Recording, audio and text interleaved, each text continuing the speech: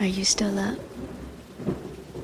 Positive thinking is both a philosophy and an expression of faith. It teaches the cultivation of peace of mind, not as an escape from problems, but as a practical approach to creating a life that is personally and socially worthwhile.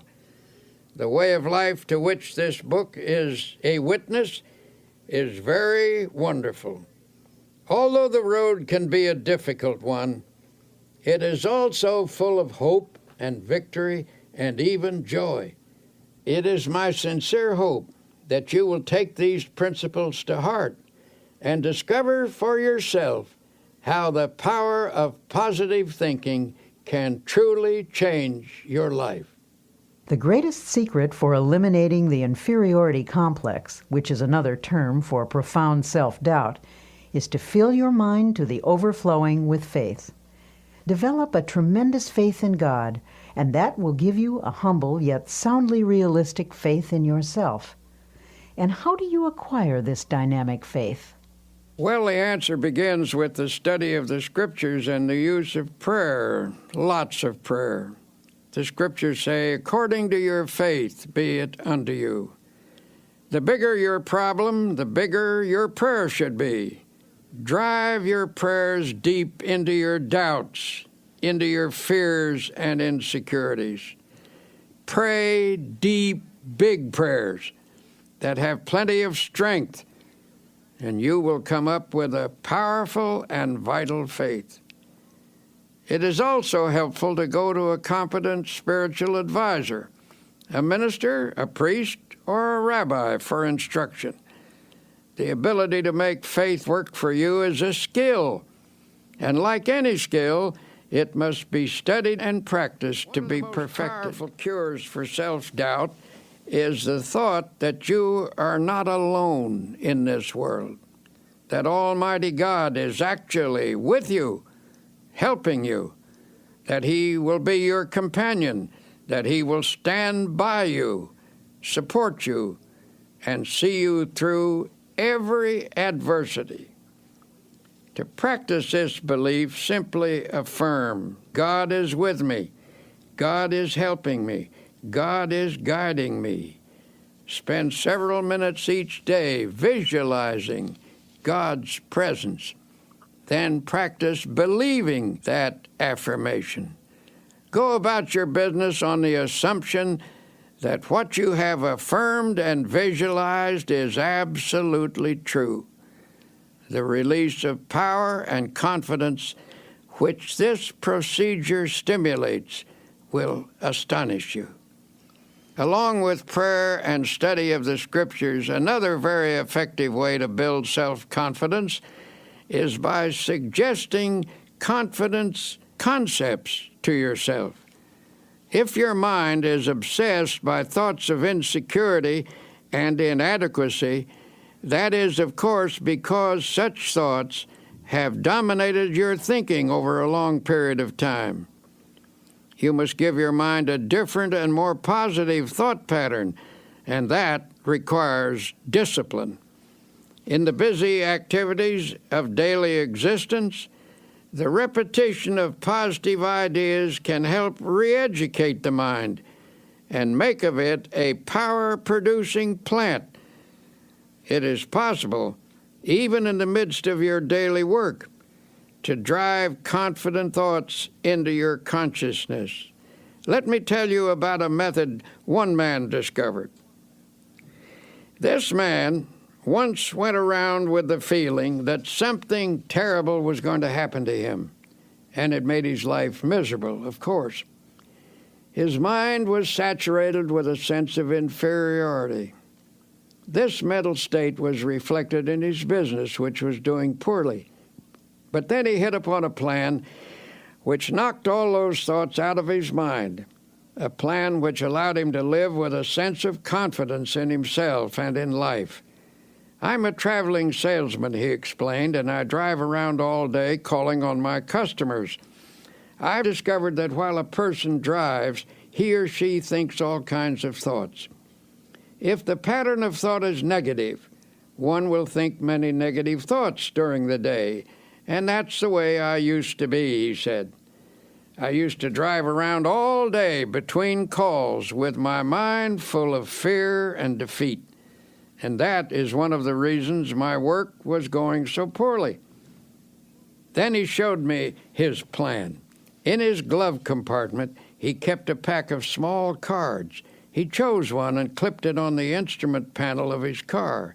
It read, "If you have faith, nothing shall be impossible unto you." He pulled out another which read, "If God be for us, who can be against us?" He told me that as he drove around, he memorized these thoughts. He said, "I've learned to think differently as a result of this practice. The old insecurities that used to haunt me are just about all gone now. And instead of thinking thoughts of defeat and despair, I think thoughts of faith and courage. It is really wonderful the way this method has changed me. It has helped my business too. For how can you expect to make a sale if you approach a customer thinking you're going to fail? This plan is a very wise one. By filling his mind with affirmations of the presence, support, and help of God, this man actually changed his thought processes. He put an end to the domination of his long-held sense of insecurity. His potential powers were set free. Feelings of confidence depend upon the type of thoughts that habitually occupy your mind. If constantly you fix your attention upon dire events that might happen, the result is that you will constantly feel insecure.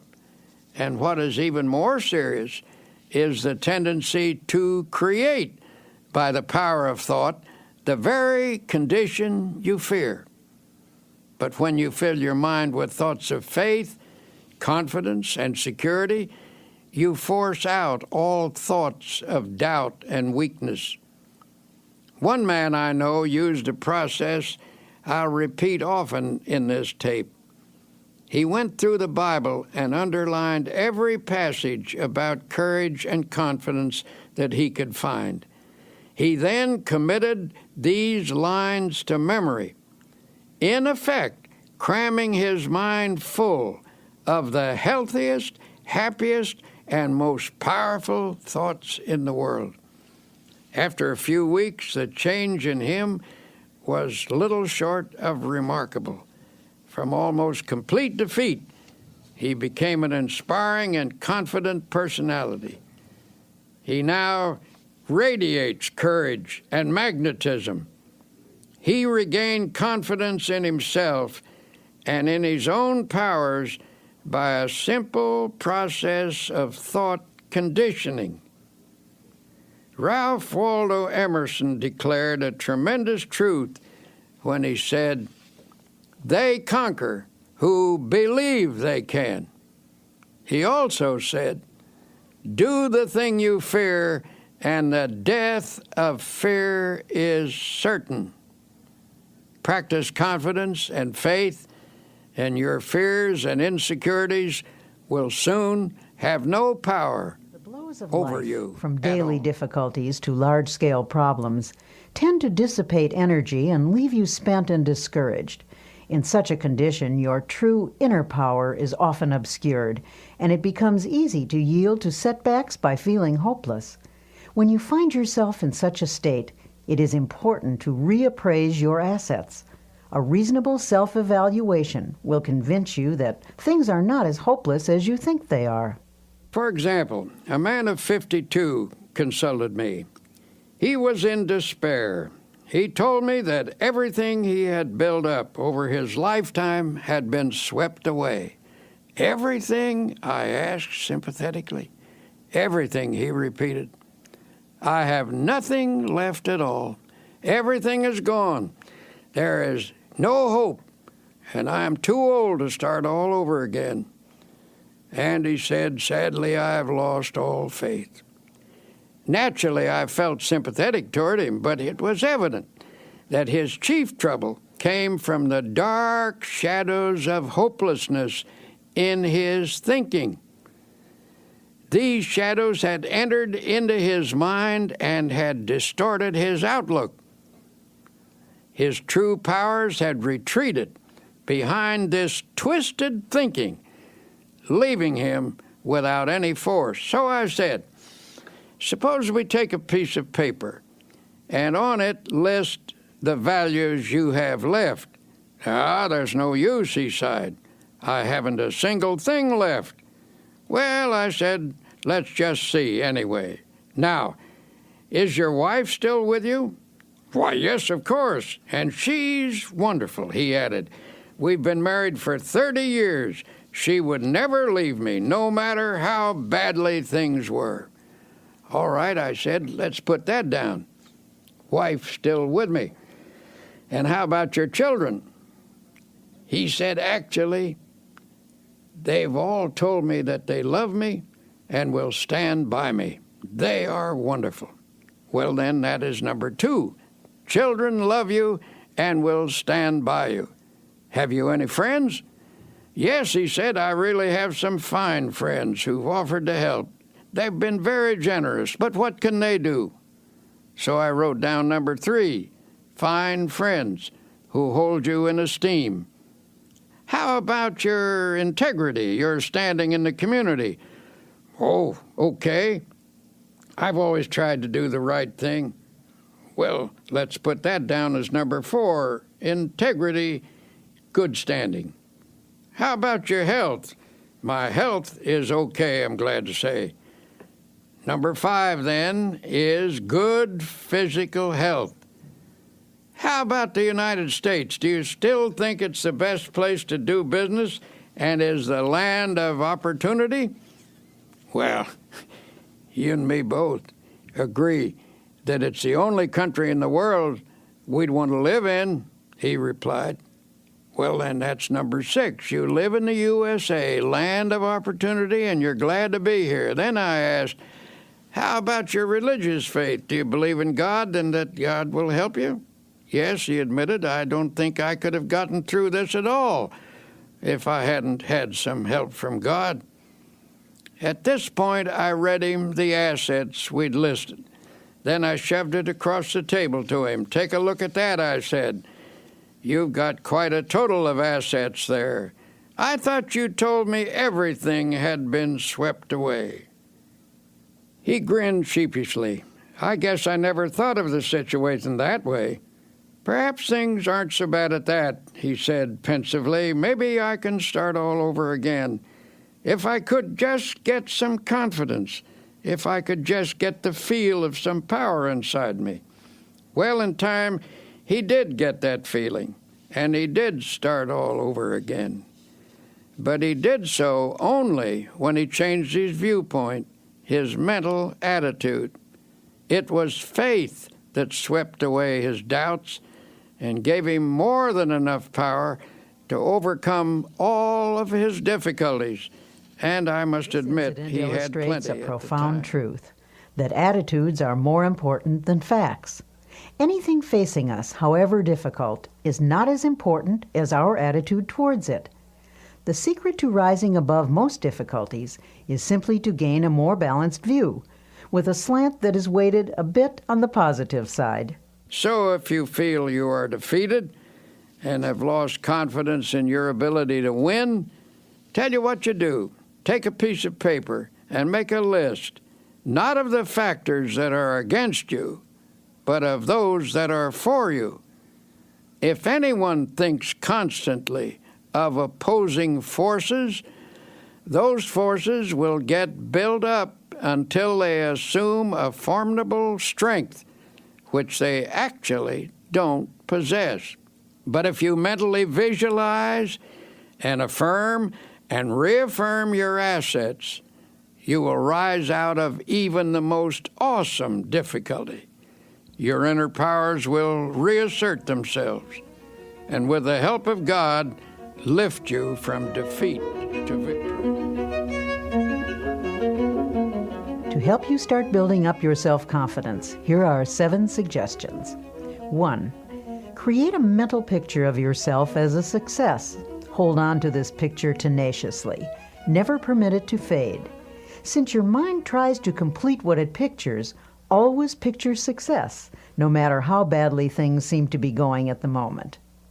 Whenever a negative thought about your personal power comes to mind, deliberately voice a positive thought to cancel it out. 2. Don't build up obstacles in your imagination. Minimize them instead. Problems should be seen for what they are and never inflated by fearful thoughts. 3. Don't be awestruck by other people or try to copy them. Remember that most people, despite a confident appearance, are often as scared and as doubtful of themselves as you are. 4. Get a competent counselor to help you understand the origin of your feelings of inferiority and self-doubt. These feelings often begin in childhood. Self-knowledge leads to a cure. 5. Each day, practice the following affirmation. Repeat it out loud if possible. I can do all things through Christ who strengthens me. Here's another dynamic affirmation. If God be for us, who can be against us? 6. Make what you think is a true estimate of your own ability, then raise it 10%. Don't become egotistical, but develop a wholesome self-respect. Believe in your own God-released powers. 7. Put yourself in God's hands. To do that, simply state, I am in God's hands. Then believe you are now receiving all the power you need. Affirm that the kingdom of God is within you, in the form of adequate power to meet all of life's demands. Remind yourself that God is with you and there is nothing that can defeat him. Now, Dr. Peale illustrates an important fact about human nature. You can think your way to failure and misery, but you can also think your way to success and happiness. Because thoughts are real and dynamic, learning to harness their power is a crucial step in creating a life of your own choosing. Some years ago, I was working with a group of people to establish a nonprofit inspirational magazine. At one point, our endeavor was faced with severe financial problems. In other words, it was almost broke. And when it seemed almost impossible to keep going, I called a meeting. I invited a woman who had once contributed a nice sum to this magazine, hoping that lightning might strike twice in the same place.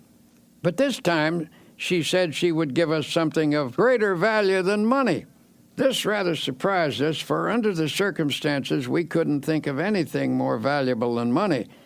When she told us she was going to give us a creative idea, we didn't jump with enthusiasm. All we could think was, how can we pay our bills with an idea?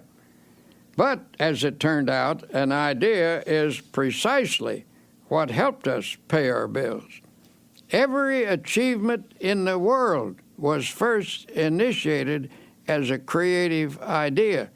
First the idea, then faith in it, then the means of implementing the idea.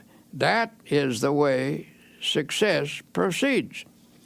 This woman continued. Now she said, here is the idea. What is your present trouble? Your trouble is that you lack everything, don't you? You lack money, you lack subscribers, you lack equipment, you lack courage. And why do you suppose you lack everything? Why, simply because you're only thinking about what you lack. You are constantly thinking lack thoughts, and you have thereby created a condition of lack. She told us if you constantly think about what you don't have, you keep creating the conditions that keep you in this state. By emphasizing only what you lack, you've frustrated the creative forces that can get this project really rolling. She said, from the standpoint of doing a lot, you've been working very hard. but you fail to do the one all-important thing that will lend power to all your other efforts. You have not employed positive thinking.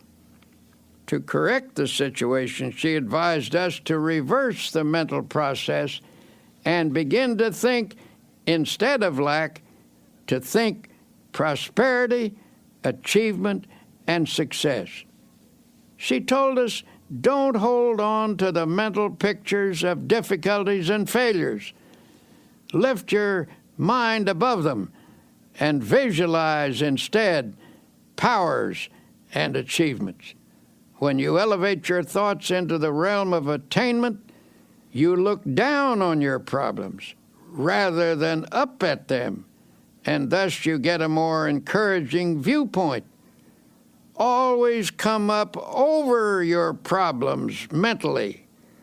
Never approach a problem from below. Wise advice, if you ask me. She told us the key was to visualize the solution to our problem. Suddenly she asked, how many subscribers do you need to keep this magazine going? At that time, we had only 40,000 paid subscribers. I thought quickly and said 100,000 would do it. All right, she said confidently. That's not too hard. In fact, that's easy. All you need to do is to visualize 100,000 people being creatively helped by this magazine, and you will have them. In fact, the minute you can see them, image and visualize them in your mind, you already have them. She turned to me and she said, can you see 100,000 subscribers at this minute? Look out there. Look ahead of you in your mind. Can you see them? Well, I wasn't convinced, and I said rather doubtfully, well, maybe so, but they seem pretty dim to me. She seemed a little disappointed in me as she repeated, use your imagination to visualize those 100,000 subscribers. I guess my imagination wasn't working too well because all I could see was the insufficient but actual 40,000 paid subscribers. Then she turned to someone else. Can you see 100,000 subscribers, she asked. I rather doubted that he would either, but this fellow does have a creative imagination, and I noticed by the fascinated look on his face that she had him. He was gazing straight ahead with a look of wonder. When she asked again, do you see the 100,000 subscribers? Yes, he cried eagerly. Yes, I do see them. Electrified, I demanded, where are they? Point them out to me. Then I, too, began to visualize them. Now, continued the woman, let us say a prayer and together thank God for giving us 100,000 paid subscribers. Frankly, I thought that was pushing the Lord rather hard. But then I remembered a verse in the Scripture where it says, and all things whatsoever ye shall ask in prayer, believing, ye shall receive them. That means that when you pray for something, visualize what you pray for, believe that if it is God's will and is not selfishly sought after, then it is at that moment given to you. If you have difficulty believing this story, let me assure you that from that moment on, our magazine enterprise never lacked for anything. I tell you this because I was awed by the experience, realizing that I had stumbled upon a tremendous formula for personal victory. I call it the power of positive imaging. I decided to apply it from then on to my own problems, and whenever I've done so, I've had marvelous results. But whenever I've failed to do so, I've missed great One of the most important opportunities. insights about the human race was expressed by the famous psychologist William James. He said, the greatest discovery of my generation is that human beings can alter their lives by altering their attitudes of mind. In other words, as you think, so shall you be. If you want to improve your situation, get rid of all your old, tired, worn-out thoughts. Fill your mind with fresh, new, creative thoughts of faith, love, and goodness. By this process, you can actually remake your life. One business executive I know is the type of person who is never defeated. No problem, no setback, no obstacle ever gets him down.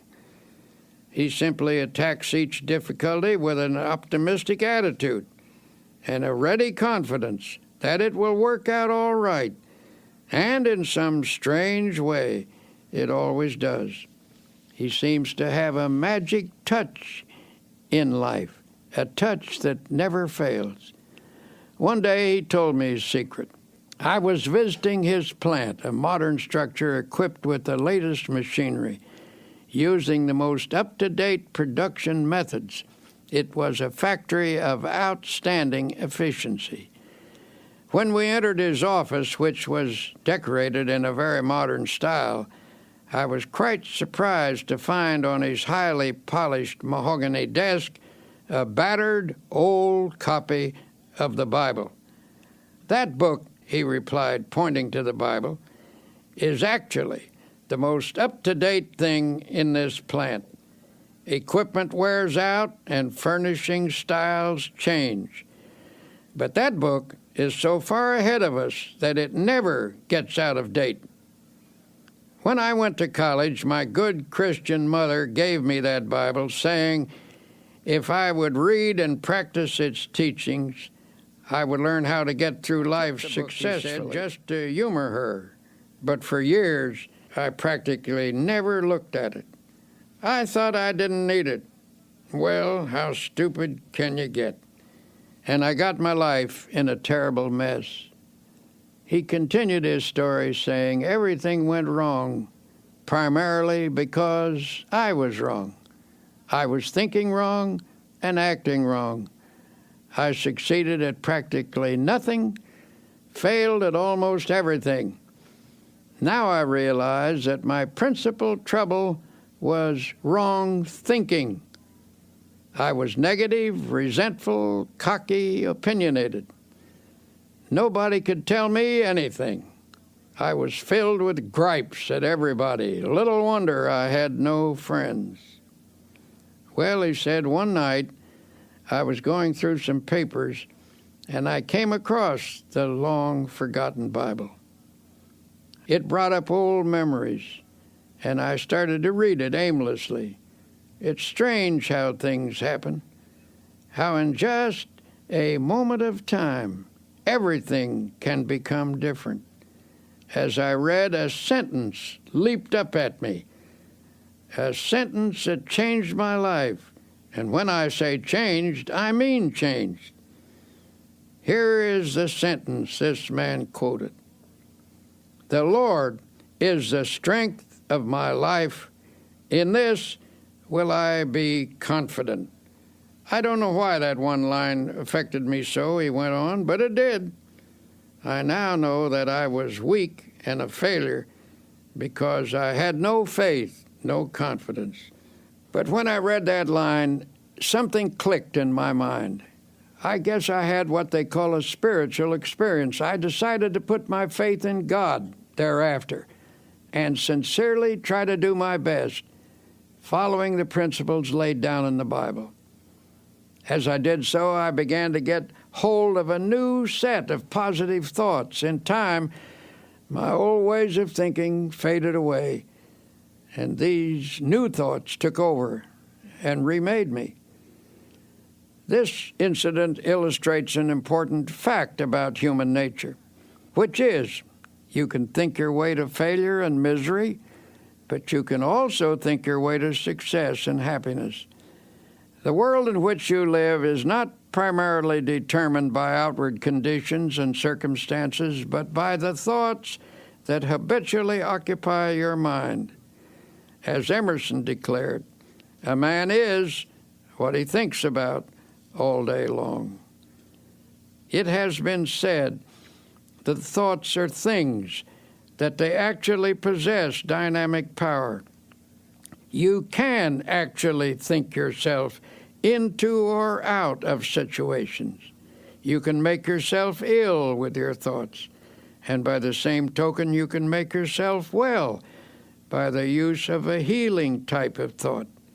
Think positively, and you create an atmosphere that nurtures the development of positive outcomes. Potential positive ideas are working in your mind. By releasing and developing these ideas, you can solve your financial problem or your business situation or anything. The practical use of your creative, positive thought pattern can remake your life, and you along with it. There was a time when I acquiesced in the silly idea that there is no relationship between faith and prosperity, that when one talked about religion, it should never be related to achievement, that it dealt only with ethics and morals or social values.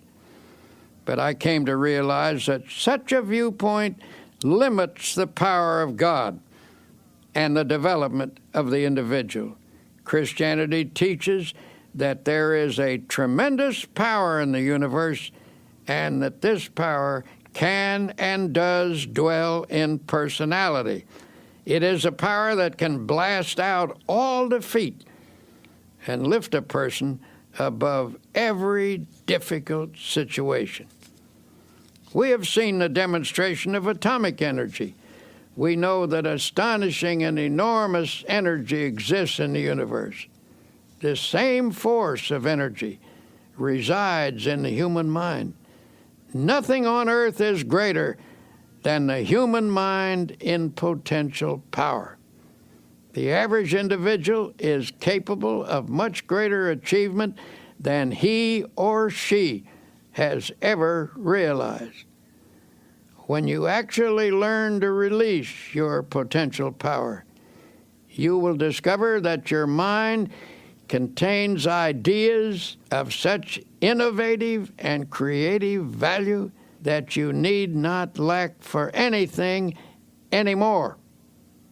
By the full and proper use of your power, stimulated by God's power, you can make just about anything of your life, anything you will pray for and work for. So, tell you what, look deeply into your mind. Amazing wonders are there. Here is a method that will help creative thoughts to flow freely from your mind.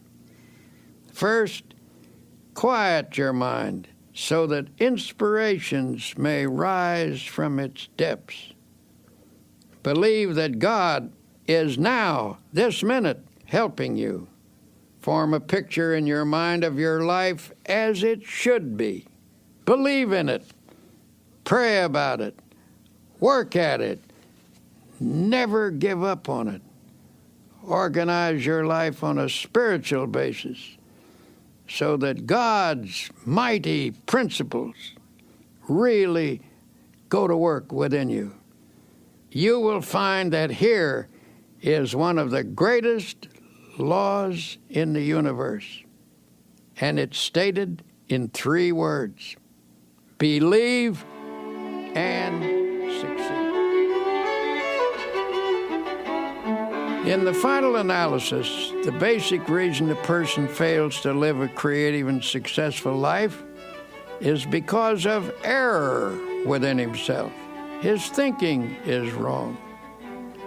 When the 23rd Psalm says, "He leadeth me in the paths of righteousness," it not only means that a person is to depart from evil and do good, but that he is to change his thinking from wrong to right, from error to truth.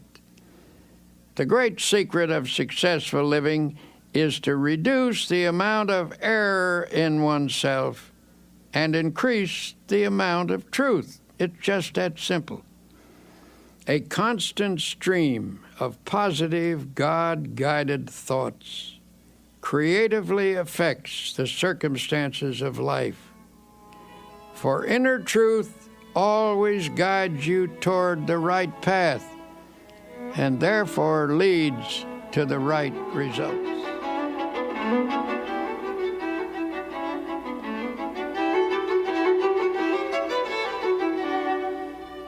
Here are some practical suggestions for changing your mental attitude from negative to positive. Such a change will release the kinds of thoughts that can help you make creative changes in your circumstances. 1.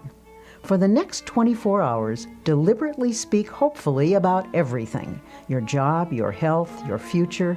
Go out of your way to put optimism in everything you say. 2. After speaking hopefully for 24 hours, continue the practice for 1 week. Then you can permit yourself to be realistic for a day or two. You'll discover that what you meant by realistic a week ago was actually pessimistic, and what you now mean by realistic is something entirely different. It is the dawning of the positive outlook. When most people say they're being realistic, they delude themselves. They are simply being negative. 3. Feed your mind even as you feed your body. A healthy mind requires nourishing, wholesome thoughts. Start at the beginning of the New Testament and underline every sentence about faith. Continue doing this until you've marked every passage in the 4 books: Matthew, Mark, Luke, and John. 4. Commit all of those passages to memory. Learn one each day until you can recite the entire list from memory. This will take time, but remember, you've spent much more time being a negative thinker. Unlearning a negative pattern requires time and effort. 5. Make a list of your friends who are positive thinkers and deliberately cultivate their company. Don't abandon your negative friends, but get closer to those with a positive point of view until you've absorbed their spirit. 6. Try to avoid arguments, but whenever a negative attitude is expressed, counter with a positive and optimistic opinion. 7. Pray a great deal and always let your prayers take the form of thanksgiving. Assume that God is giving you great and wonderful things, for if you think He is, He surely is. God will not give you any greater blessing than you can believe in. Remember, according to your faith, be it unto you.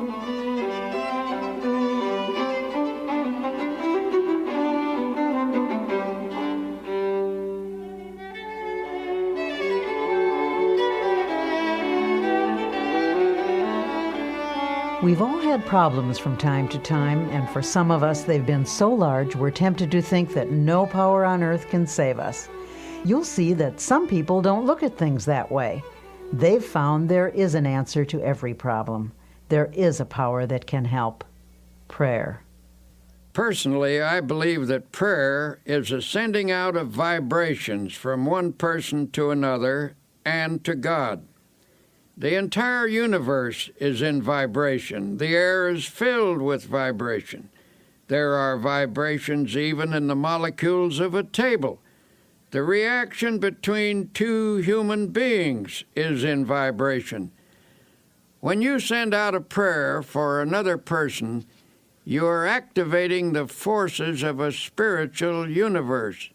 You transmit from yourself to another person a sense of love, helpfulness, support, a sympathetic, powerful understanding. In this process, you awaken the creative vibrations through which God brings to pass the good things you pray for.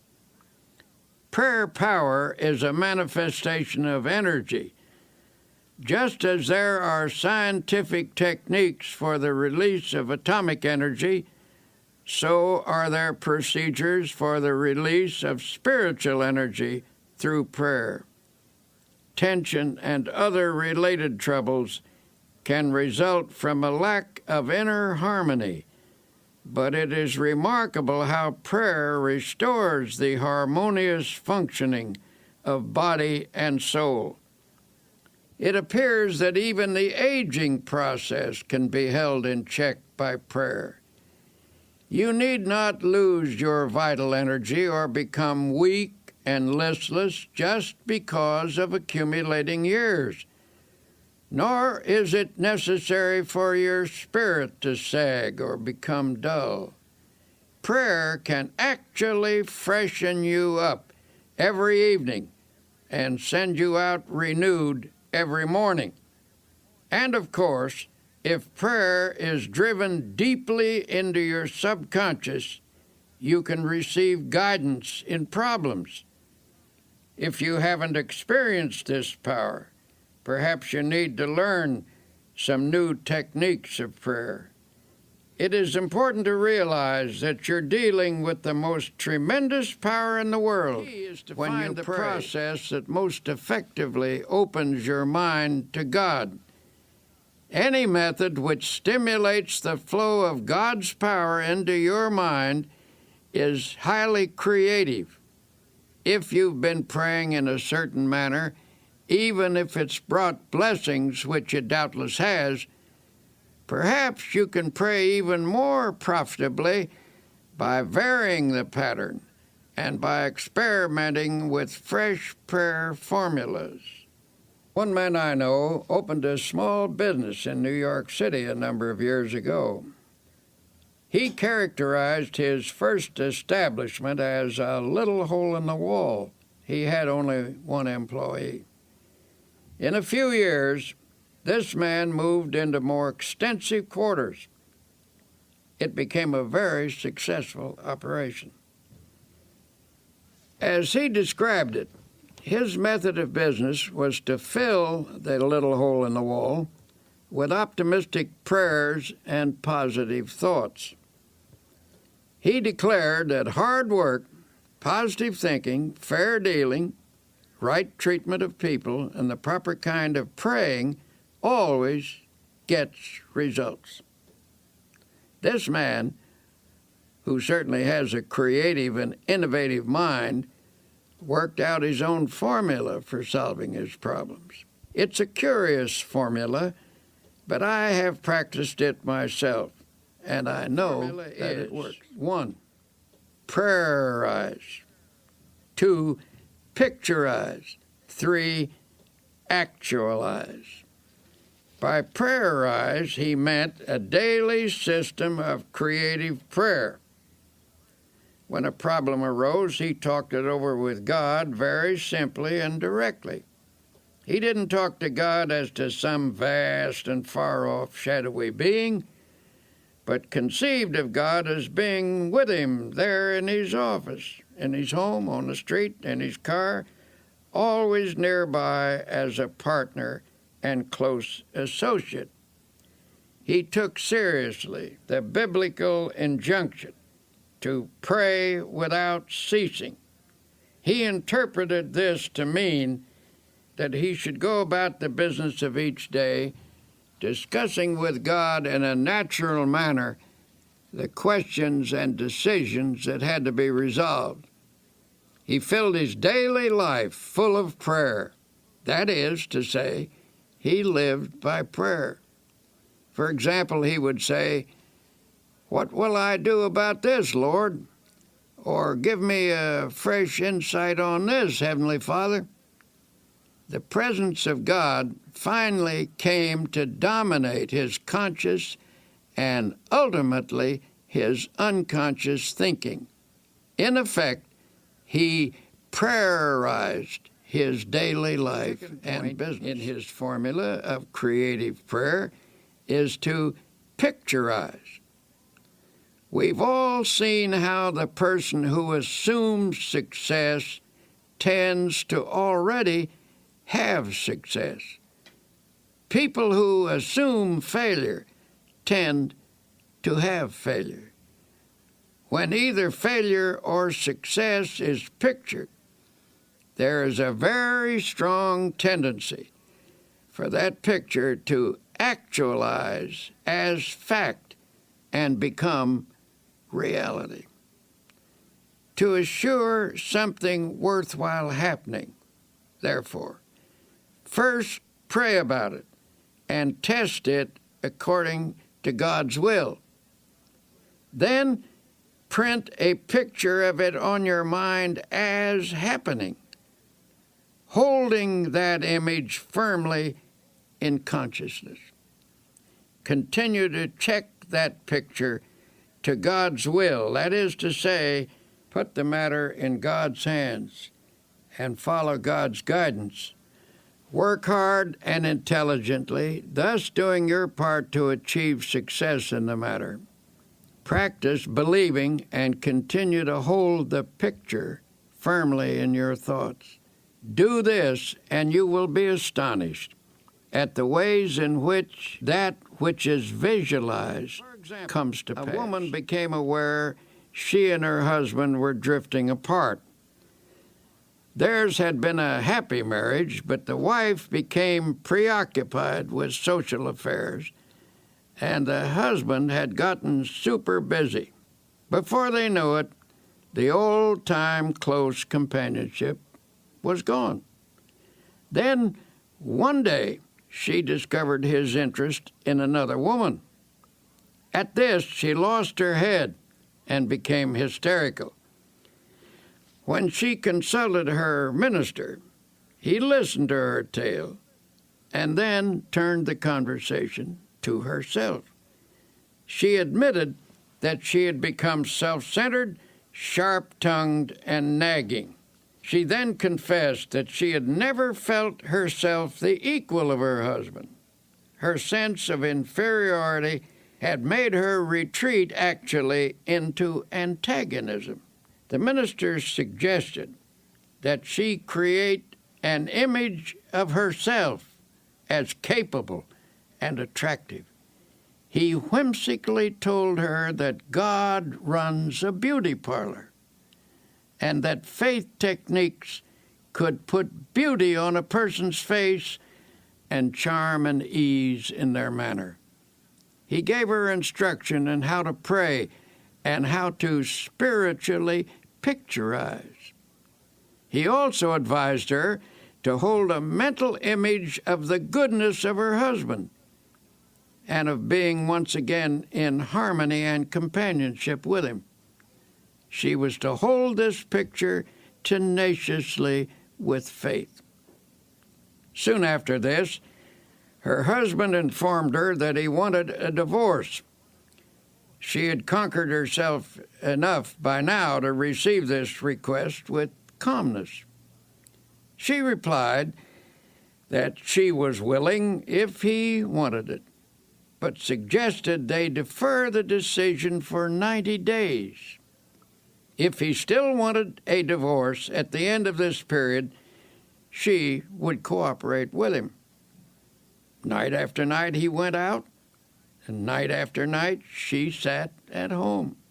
But now she pictured him as seated in his old chair. She painted an image of him there, comfortably reading as in the old days. She visualized him puttering around the house, painting and fixing things as he used to do. She visualized the two of them playing golf together and taking hikes as they once did. She maintained this picture with steady faith, and one night, what do you know? There he actually sat in his old chair. She looked twice to be sure that it was the reality rather than the picturization. But perhaps a picturization is a reality, for at any rate, the actual man was actually there. After that night, he still went out occasionally, but more and more frequently, he sat in his chair. Then he began to read to her, as in the old days. Finally, one sunny Saturday afternoon, he asked, "What do you say to a game of golf?" The days went by pleasantly until she realized that the 90th day had arrived. That evening she said quietly, "Bill, this is the 90th day." "What do you mean?" he asked, puzzled. "The 90th day. Why, don't you remember? We agreed to wait 90 days to settle that divorce matter, and this is the day." He looked at her for a moment, and then, hidden behind his paper, He casually turned a page and said, "Don't be silly. I couldn't possibly get along without you.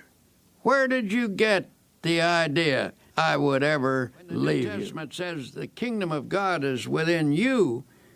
It is informing us that God has provided us with all the potential abilities we need. It is up to us to tap and develop those powers. A man I know is the chief of 4 executives in a successful company. At regular intervals, these men have idea sessions. The purpose of these meetings is to tap all the creative ideas lurking in the minds of any of the 4. For this session, they use a room without telephones, buzzers, or other usual office equipment. Before starting this session, the group spends 10 minutes in silent prayer and meditation.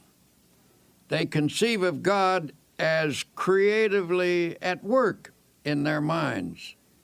Each prays and meditates silently in his own way. Following the quiet period, all start talking, pouring out ideas that have come to their minds. Memos of the ideas are written on cards and thrown on the table. No one is permitted to criticize any idea at this point, for they believe that argument can stop the flow of creative thought. The cards are gathered up to be evaluated at a later session, which follows this idea tapping session, where thinking is stimulated by prayer power. As one of the executives explained, we've come up with insights that not only show on our bottom line, but which have given us a new feeling of confidence. Beyond that, a deeper feeling of fellowship among the 4 of us has grown, and this has spread to others as well. Alert people everywhere are finding that by trying prayer power, they feel better, work better, sleep better, are better. A young woman came to me a while ago and admitted that she was filled with hate, jealousy, and resentment. She was also very apprehensive, always worrying about her children, that they would be sick or get into an accident or fail in school or something. Her life was an unhappy mixture of fear and worry. I told her that the practice of creative prayer could change her life. I suggested that she pray every day at the time the children were coming home from school and make her prayers an affirmation of God's protective care. Doubtful at first, she became a most enthusiastic practitioner of prayer. Here's what she wrote to me. My greatest progress dates from the time you told me that every day is a good day if you pray. I began to put into practice the idea of affirming that this would be a good day the minute I woke up in the morning, and I can positively say that I haven't had a bad or upsetting day since that time. The amazing thing is that my days actually haven't been any smoother or any more free from petty annoyances than they ever were, but they just don't seem to have the power to upset me anymore. Every night I begin my prayers by listing all the things for which I am grateful, little things that added to the joy of the day. I know that this habit has geared my mind to pick out the nice things and forget the unpleasant ones. The fact that for 6 weeks I have not had a single bad day and have refused to get downhearted with anyone is really People marvelous find tremendous to me. power each day through prayer. Here are 10 suggestions for achieving effective results from your prayers. 1. Set aside a few minutes each day. Do not say anything. Simply practice thinking about God. This will make your mind spiritually receptive. 2. Pray out loud using simple, natural words. Tell God anything that's on your mind. Talk to God in your own language. 3. Pray as you go about the business of the day, on the subway or bus or at your desk. Begin by closing your eyes to shut out the world and concentrate briefly on God's presence. 4. Don't always ask for something when you pray, but instead affirm that God's blessings are being given and spend most of your prayers offering thanks. 5. Pray with the belief that sincere prayers can reach out and surround your loved ones with God's love and protection. 6. Never use a negative thought in prayer. Only positive thoughts get results. 7. Always express willingness to accept God's will. Ask for what you want, but be open to take what God gives you. It may be better than what you ask for. 8. Practice the attitude of putting everything into God's hands. Ask for the ability to do your best and then leave the results confidently to God. 9. Pray for people you do not like or who have mistreated you. Resentment is the first obstacle to spiritual power. 10. Make a list of people for whom to pray. The more you pray for others, especially those not connected with you, the more the good results of prayer will come back to you.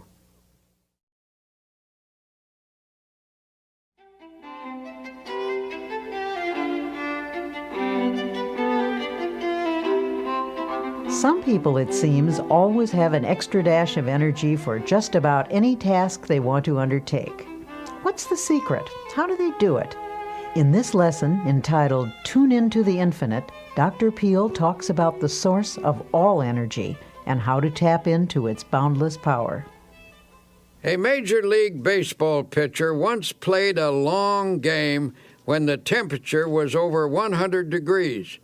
He lost several pounds as a result of the afternoon's exertion, and at one stage of the game his energy was severely depleted.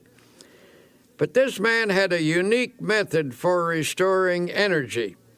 He simply repeated a passage from the Old Testament. But they that wait upon the Lord shall renew their strength. They shall mount up with wings as eagles. They shall run and not be weary, and they shall walk and not faint. The pitcher completed the game with energy to spare. He explained the technique by saying, I sent a powerful energy-producing thought through my mind. As this baseball player discovered, prayer has the power to alter not only our attitudes, but our energy level as well. How we think we feel physically has a definite effect on how we actually feel. If your mind tells you that you're tired, the nerves and the muscles accept that as a fact. If your mind is intensely interested in something, you can keep on with an activity indefinitely.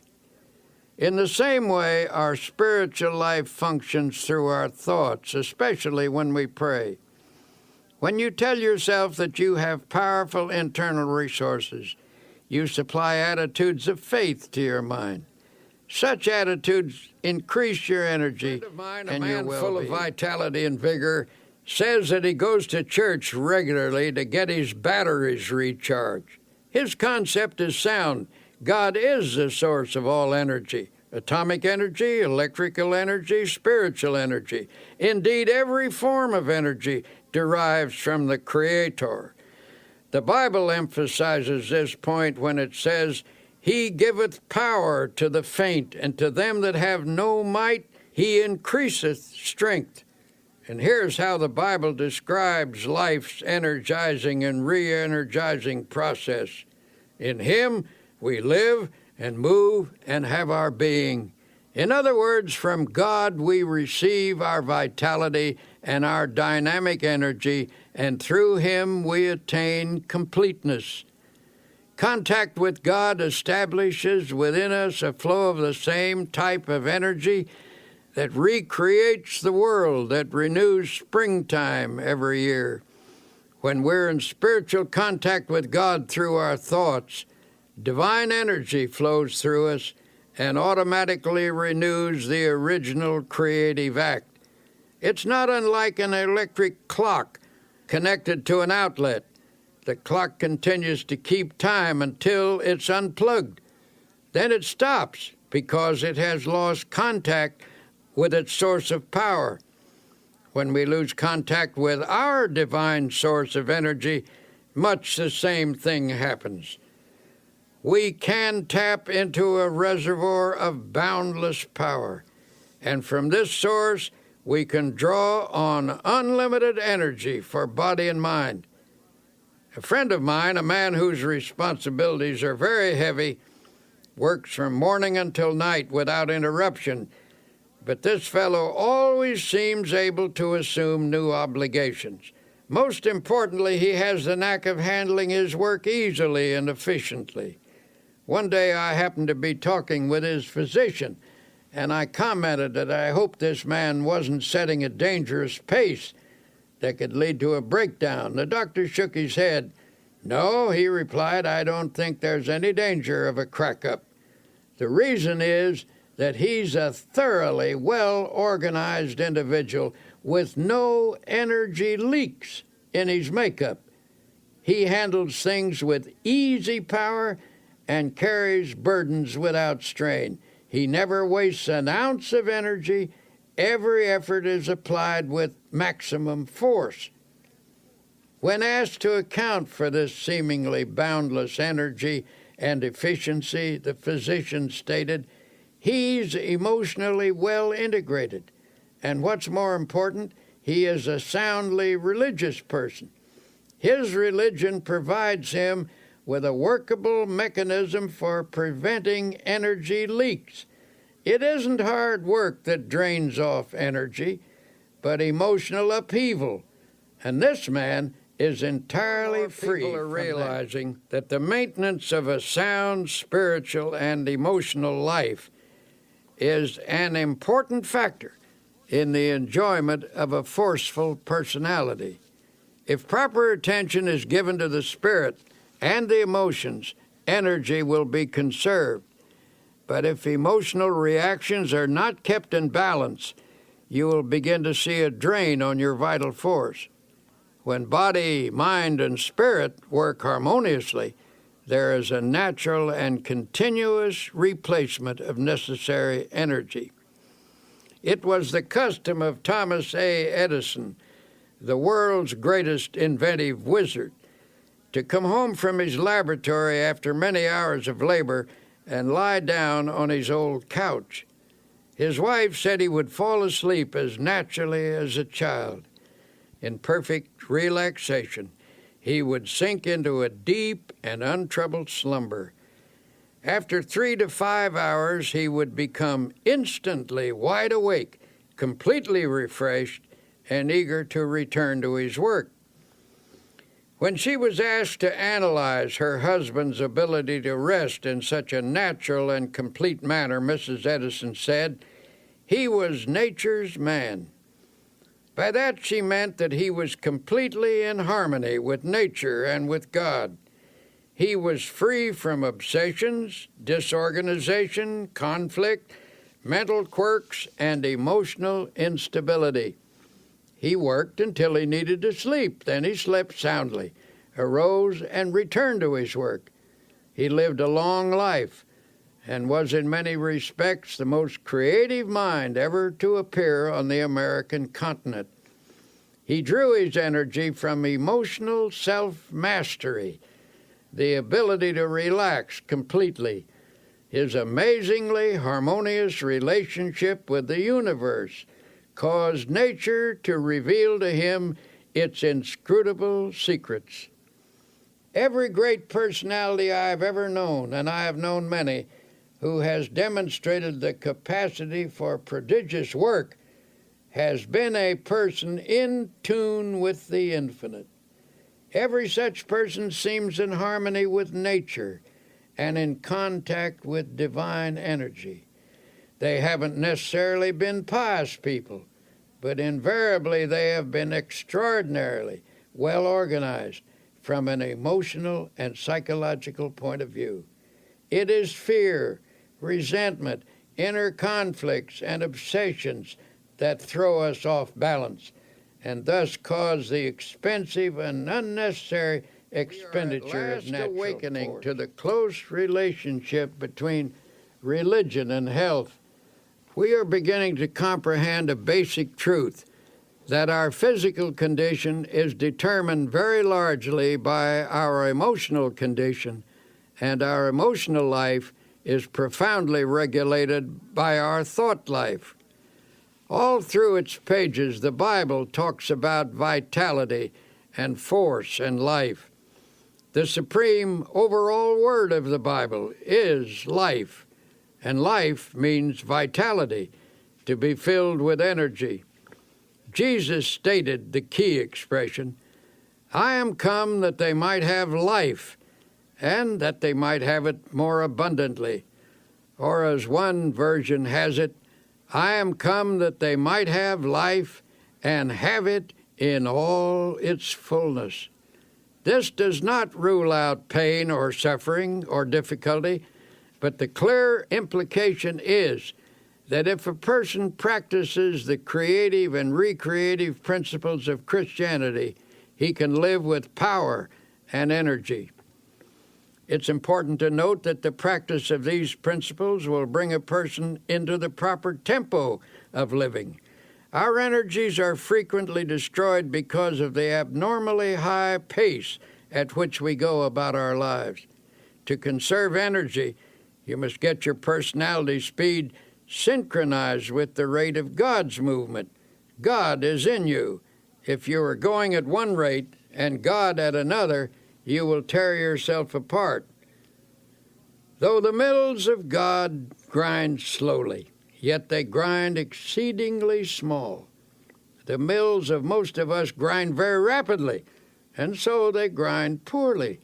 When we become attuned to God's rhythm, we develop a normal tempo within ourselves, and energy flows freely. The hectic habits of this age have many disastrous effects. Everything is speeded up, and for that reason many people feel unnecessarily tired. The solution is to get into the time synchronization of Almighty God. One way to do this is by going out some warm day and lying down on the earth. Get your ear close down to the ground and listen. You will hear all manner of sounds. You will hear the movement of the spheres, the wind in the trees, and the murmur of insects. You will discover presently that there is in all these sounds a well-regulated tempo. You cannot get that tempo by listening to traffic in the city streets, for it is lost in the confusion of sound. You can get it in church, where you hear the Word of God and the great hymns. Truth vibrates to God's tempo in a church, but you can also find it in a factory, if you have a mind to. To get yourself in tune with the rhythm of God, first allow yourself to relax physically. Then conceive of your mind as also relaxing. Then visualize the soul as becoming quiescent, and pray as follows. Dear God, you are the source of all energy. You are the source of energy in the sun, in the atom, in all flesh, in the bloodstream, in the mind. I hereby draw energy from you as from an unlimited source. Then practice believing that you do receive energy. Keep in tune with the tired simply because They aren't interested in anything. Nothing ever moves them deeply. To some people, it makes no difference what's going on or how things go. Their personal concerns are more important than all crises in human history. Nothing makes any real difference to them except their own little worries, desires, and hates. They wear themselves out by stewing about a lot of inconsequential things that amount to nothing. The surest way not to become tired is to lose yourself in something in which you have a profound conviction. A famous statesman finished his 7th speech of the day and still had energy to spare. I asked him why he wasn't tired, and he said, "I believe absolutely in everything I said in those speeches. I'm enthusiastic about my convictions." And that's the secret. He was on fire for something. He was pouring himself out, and you never lose energy and vitality in so doing. You only lose energy when life becomes dull in your mind. When you're doing nothing, your mind gets bored, and then you feel tired. But you don't have to be tired. Get interested in something. Get absolutely enthralled in something. Throw yourself into it with abandon. Get out of yourself. Be somebody. Do something. Don't sit around moaning about things, reading the paper, saying, "Why don't they do something?" The person who is out doing something isn't tired. The more you get absorbed in something bigger than yourself, the more energy you will have. You won't have time to think about yourself and get bogged down in your emotional difficulties.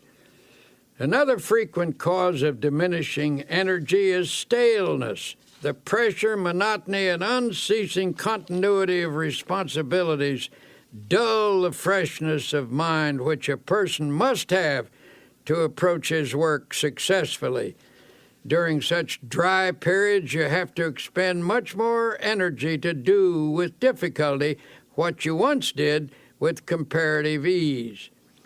A solution for this state of mind was employed by a businessman, the president of the board of trustees of a certain university. A professor who had once been outstanding and extraordinarily popular began to slip in teaching ability and in the power to stimulate his students. It was the verdict of the students, as well as the private opinion of the trustees, that this teacher must either recover his former teaching abilities or it would be necessary to replace him. The professor was told that the Board of Trustees was giving him a 6 months' leave of absence with all expenses paid and with full salary. There was only one stipulation, that he go away to a place of rest and give himself over to gaining a complete renewal of strength and energy. The board invited him to use a cabin which he himself owned in a wilderness setting and made the curious suggestion that he take no books except one, the Bible. He suggested that the professor's daily program be walking, fishing, some manual work in the garden, and an extended period of reading the Bible. He encouraged the professor to memorize as many passages as possible in order to saturate his mind with the great words and ideas which the book contains. He said, "I believe that if you spend 6 months outdoors chopping wood, digging in the soil, reading the Bible, and fishing in deep lakes, you will become a new man." The professor agreed to this unique proposal. His adjustment to this radically different mode of life was an easier one than he or anyone who knew him expected. In fact, he was surprised to find that he actually liked it. After he became accustomed to active outdoor living, he discovered it had an immense appeal for him. He missed his intellectual associates and his reading for a while, but forced back upon the Bible, his only book, he became immersed in it. To his amazement, he found the Bible to be, as he put it, a library within itself. In the pages of the Bible, he found faith and peace and power. In 6 months, he was a new man. When he returned to teaching, his colleagues and students found him a person of compelling power and exciting inspiration. His staleness had gone, and the old-time energy returned. The spiritual retreat caused his power to surge again and renewed his zest for living. Here are a few suggestions for increasing your energy and vitality. 1.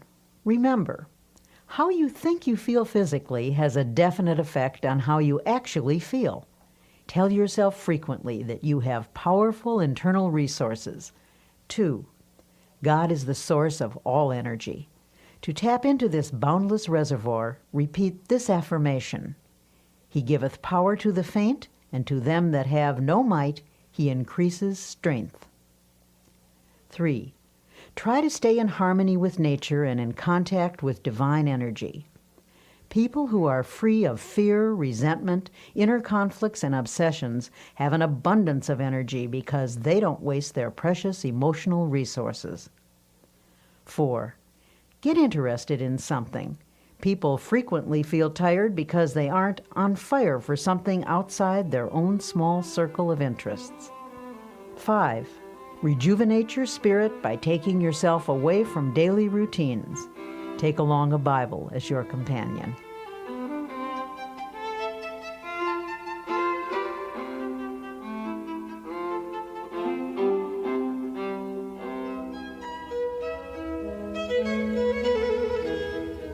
In a chaotic world, a sense of inner harmony is increasingly difficult to achieve, and yet tranquility is essential to both physical and emotional well-being.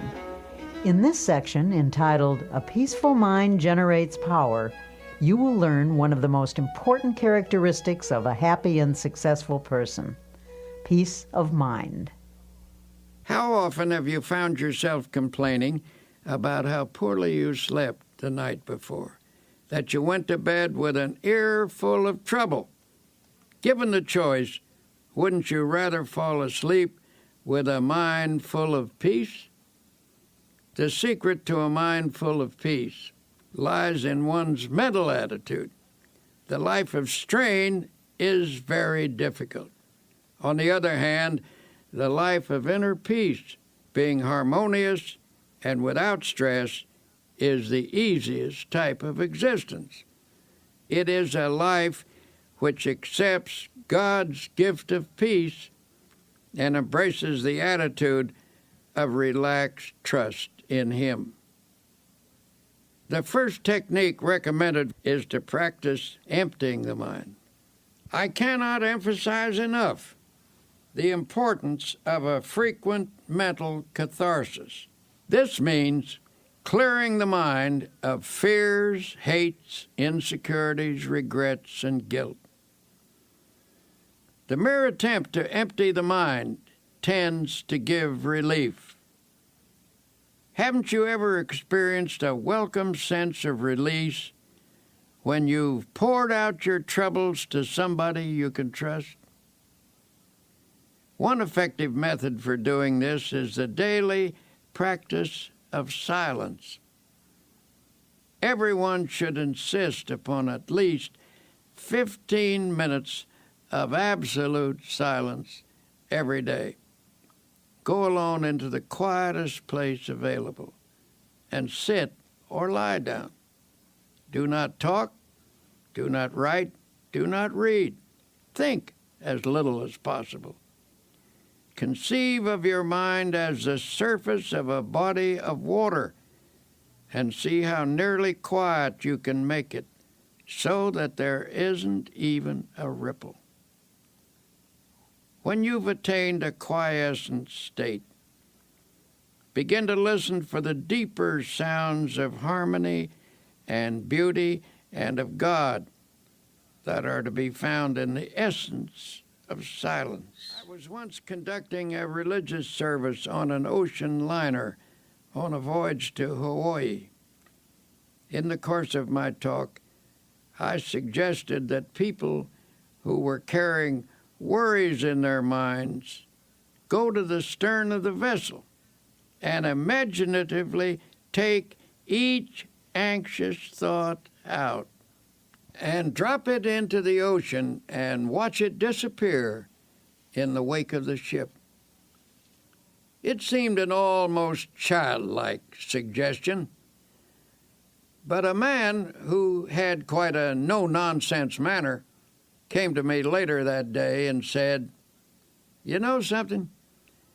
Every evening at sunset, as long as this voyage lasts, I'm going to drop all my worries overboard until I develop the ability to cast them entirely out of my consciousness at will. Every day I shall watch them disappear in the great ocean of time." Doesn't the Bible say something about forgetting those things that are behind? Of course, just emptying the mind is not enough. To prevent those old unhappy thoughts from sneaking in again, you must refill the mind immediately with creative and healthy thoughts. These happy thoughts will stand guard when the old fears, hates, and worries that used to haunt you try to edge back in again. At intervals during the day, practice thinking a carefully selected series of peaceful thoughts. Let mental pictures of the most peaceful scenes you have ever witnessed pass across your mind. For example, you might see a beautiful valley filled with the hush of evening time as the shadows lengthen and the sun sinks to rest. Or you could recall the silvery light of the moon falling upon rippling waters, or the sea washing gently upon soft shores of sand. Serene images like these will work upon your mind as a healing medicine. You might also practice the techniques of repeating beautiful words out loud.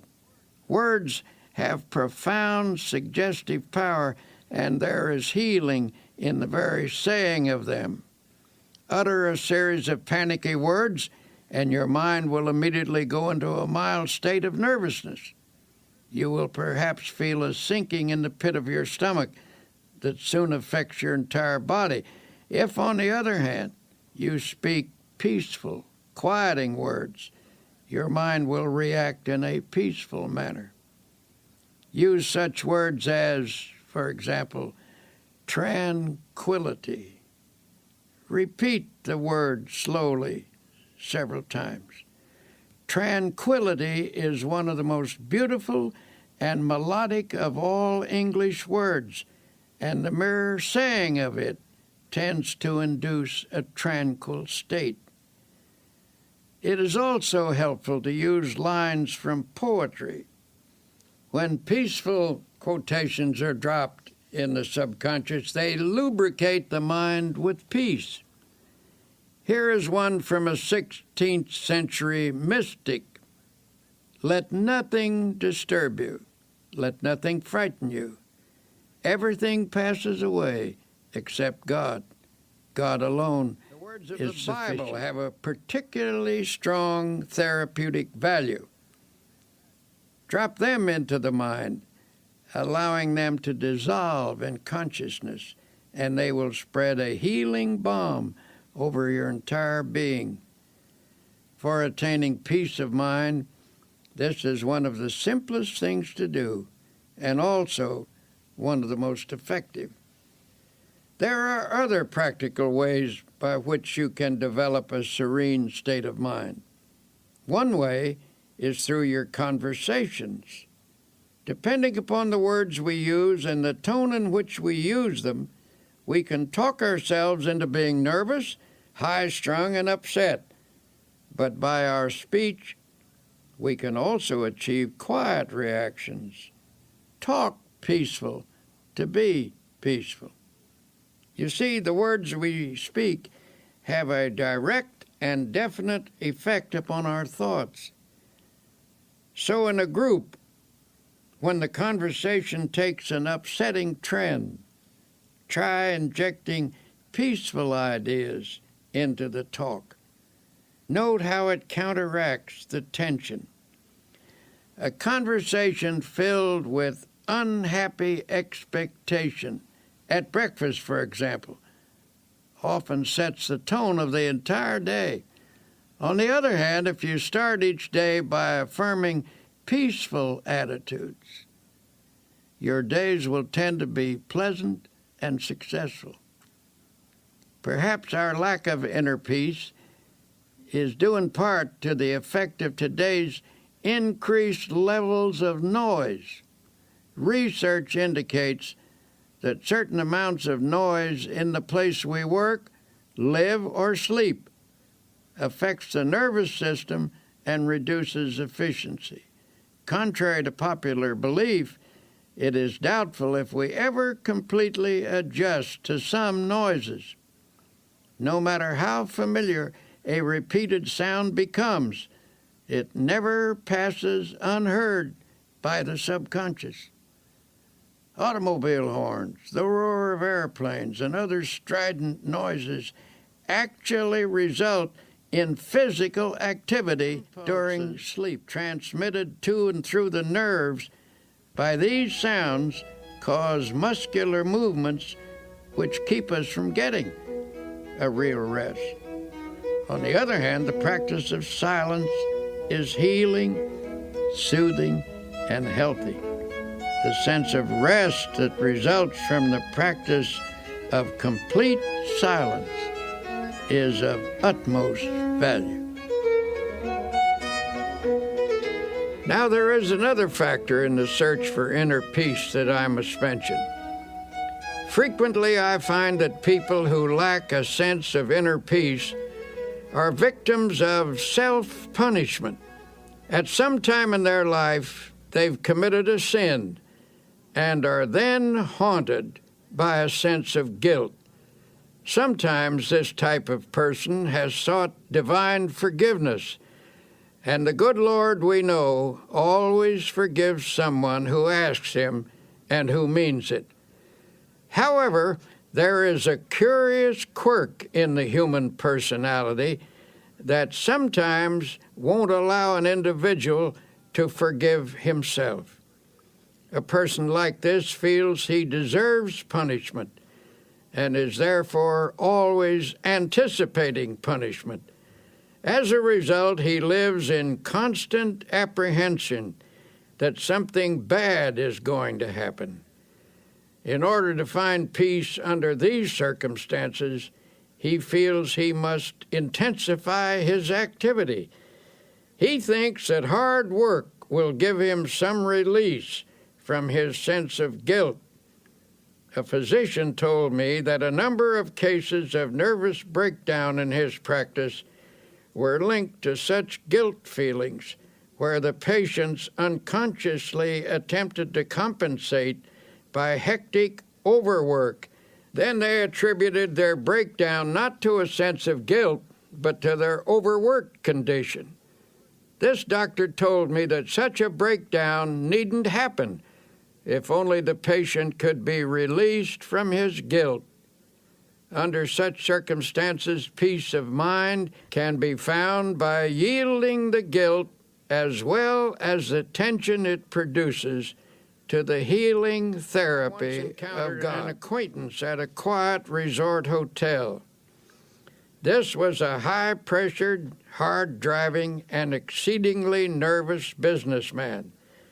I found him sitting in the sun in a deck chair and said I was glad to see him relaxing in such a beautiful spot. Nervously, he replied, "I haven't any business being here. I have so much work to do at home. I'm under terrible pressure. I'm nervous, jumpy, I can't sleep. My wife insisted that I come down here for a week.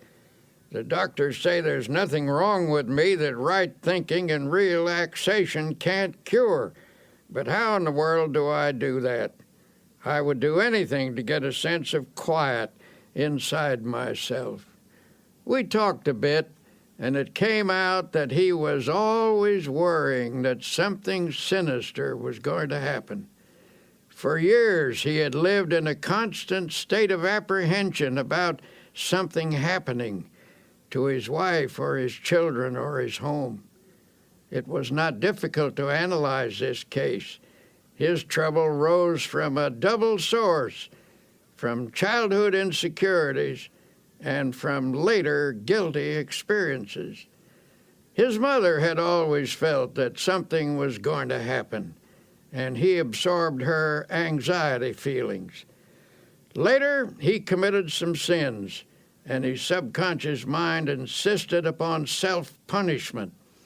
As a result of this unhappy combination, he was now suffering from a highly inflamed state of nervousness. Finishing our conversation, I stood beside his chair a moment. There was no one near, so I rather hesitantly suggested, "Would you by any chance like me to pray with you?" He nodded, and I put my hand on his shoulder and prayed.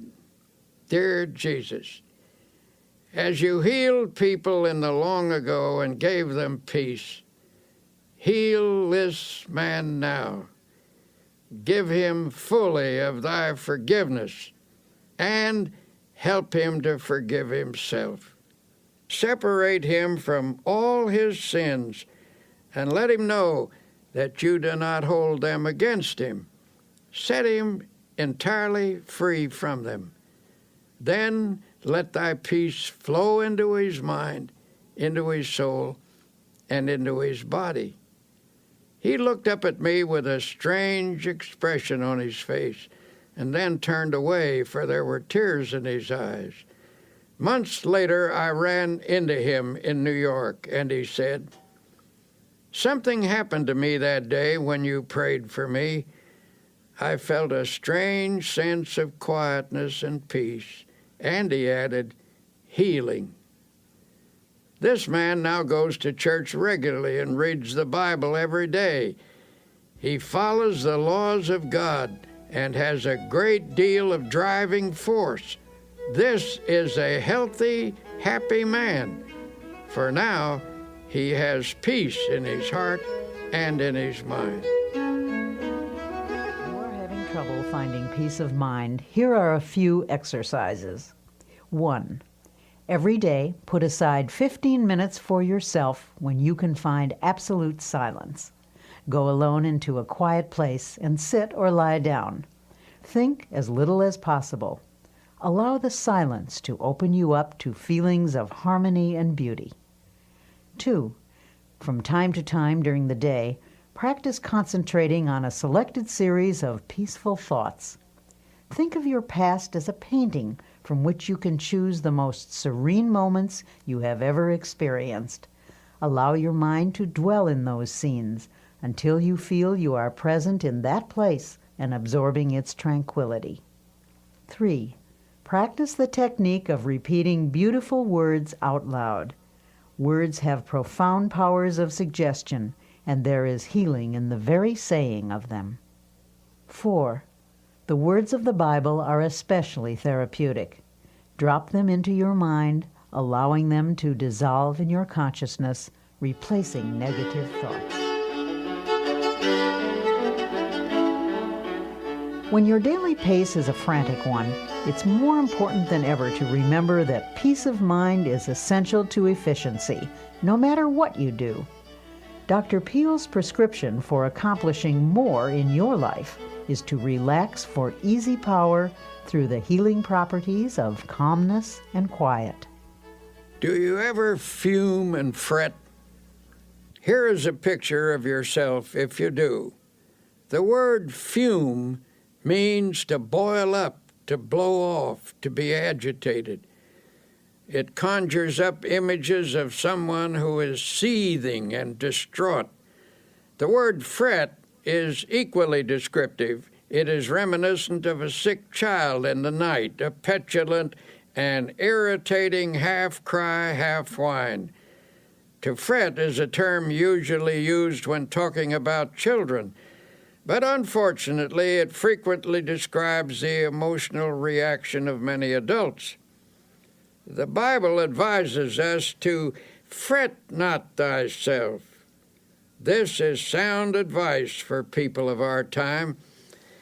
If we are to have power to live effectively, we just need to stop fuming and fretting and find instead real peace of mind. But how do you go about doing that? A first step is to reduce your pace, or at least the tempo of your pace. We don't usually realize how fast we're driving ourselves. Many people destroy their bodies by this pace, but even worse, they tear their minds and souls to shreds as well. The pace at which we live is determined by our thinking habits. It's possible for someone to live a quiet, physical existence and yet maintain a fast tempo emotionally. When the mind goes rushing on pell-mell from one feverish attitude to another, it becomes feverish too. This overstimulation produces fatigue, frustration, and emotional illness. And if this effect is so physically and emotionally pronounced, imagine what it does to that deep inner essence of the personality known as the soul. It is impossible to have peace of soul if one's tempo is so feverishly accelerated. God simply won't go that fast.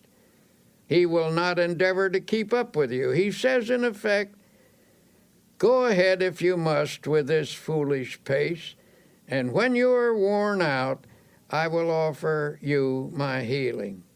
But I can make your life rich if only you will slow down and live and move and have your being in me. God moves imperturbably, slowly, and with perfect organization. The only wise rate at which to live is at God's rate. God gets things done, and they are done right, and he does them without hurrying. He neither fumes nor frets.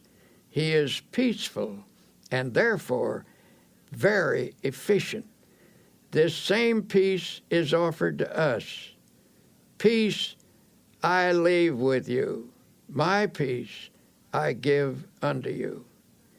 Sometimes I wonder if this generation isn't so accustomed to tension and noise that many aren't comfortable without it. The deep quietness of woods and valleys, so well known to our forefathers, is almost an alien state to them. It seems that the tempo of their lives doesn't allow them to draw upon the marvelous sources of peace and quietness that the physical world offers. One summer afternoon, my wife and I went for a long walk in the woods. We were stopping at a beautiful lake mountain house, which is set in one of the finest natural parks in this country, 7,500 acres of virgin mountainside, in the middle of which is a lake that is set like a gem in the forest. Here you come out of the deep woods onto some noble promontory and rest your eyes on great valleys set among hills, rock-ribbed and ancient as the sun. These woods, mountains, and valleys constitute what ought to be a sure retreat from every confusion in this world. On this afternoon as we walked, there was a mixture of summer showers and sunlit hours. We were drenched and started to fret about it a bit because it took the press out of our clothes. Then we told each other that it doesn't hurt a human being to get drenched with clean rainwater, that the rain feels cool and fresh on one's face, and that you can always sit in the sun and dry yourself out. So we walked under the trees and talked, and then fell silent. We were listening deeply to the quietness. In the strict sense, the woods are never still. There is tremendous activity always in the process. But on this beautiful afternoon, nature's sounds were quiet, harmonious. Nature was laying its hand of healing quietness upon us, and we could actually feel the tension being drawn off. Just as we were falling under this spell, the faint sounds of something passing for music came to us. It was a nervous, high-strung music, so popular these days. And presently through the woods came 3 young people, and one of them was lugging a portable radio. City people out for a walk in the woods, and tragically enough were bringing their noise along with them. They were nice folk, too, for they stopped and we had a pleasant talk with them. It occurred to me to ask them to turn that thing off and listen to the music of the woods. But I didn't feel it was my business to instruct them, and finally they went on their way. We commented on the loss they were incurring, that they could pass through this peacefulness and not give ear to the music that is as old as the world, harmony and melody the like of which man has never equaled, the song of the wind through the trees, the sweet notes of birds singing their hearts out, the whole background of the music of the spheres. Remember the words of Jesus, "Come ye yourselves apart into a desert place and rest a while." Frequently enough, I've had to remind myself to practice this truth. But we must discipline ourselves to quietness if we expect its benefits in our lives. To help reduce the tension that seems to dominate people everywhere, you can start by reducing your pace. To do that, you will need to slow down and quiet down. Do not fume. Do not fret. Practice being peaceful. Practice the peace of God, which passeth all understanding. Then note the quiet sense of power that wells up within you. A physician gave some rather unusual advice to a patient of his, one of those aggressive, go-getter types of businessman. This man had been telling him that he takes his briefcase home with him every night, packed with important work that must get done right away. When the doctor asked if someone else couldn't help him with it, the man snapped, "Nope, I'm the only one who can do it. Everything depends on me." The doctor asked, "If I write a prescription, will you follow it?" This, believe it or not, was the prescription.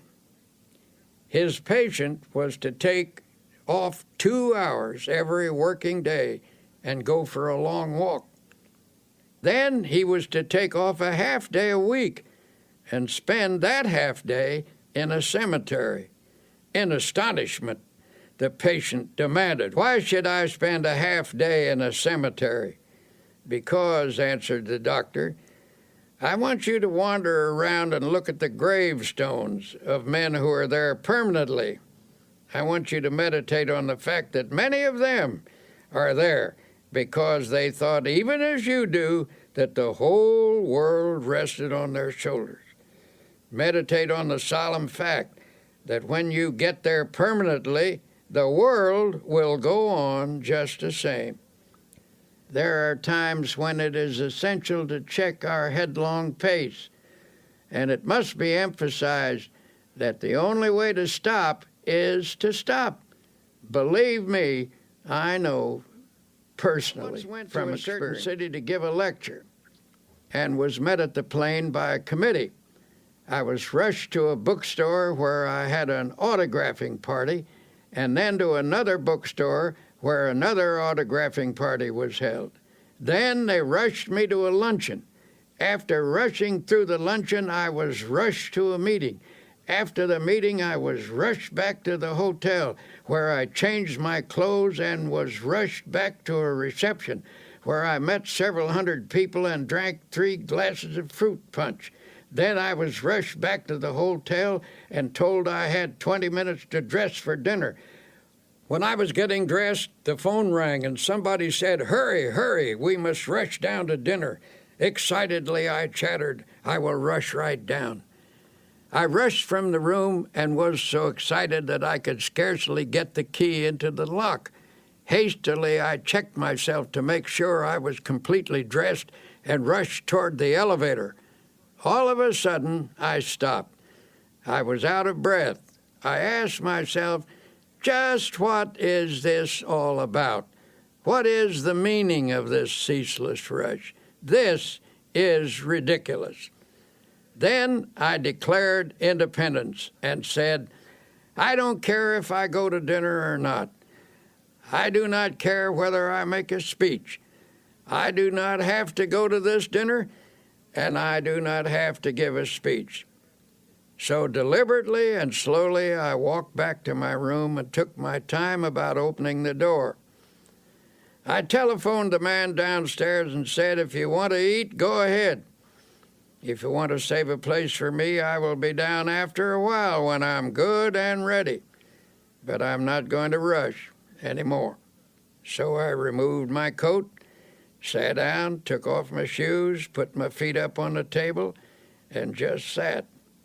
Then I opened the Bible and very slowly read aloud the 121st Psalm.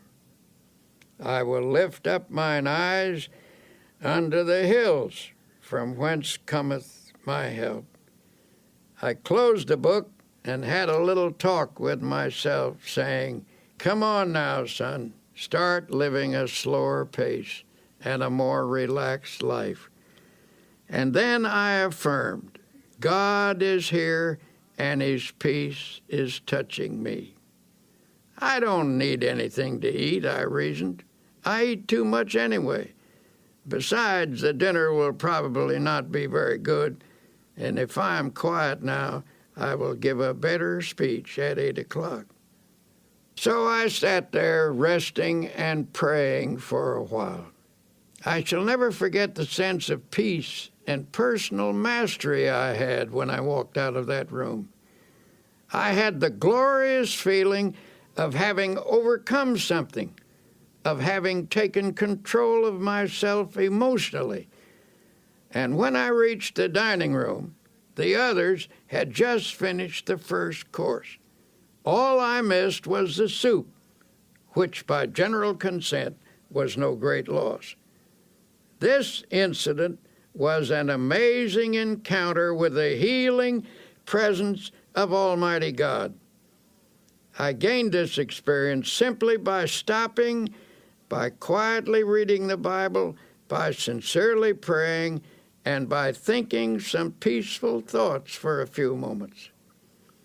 To attain emotional control, the daily practice of healing techniques is essential.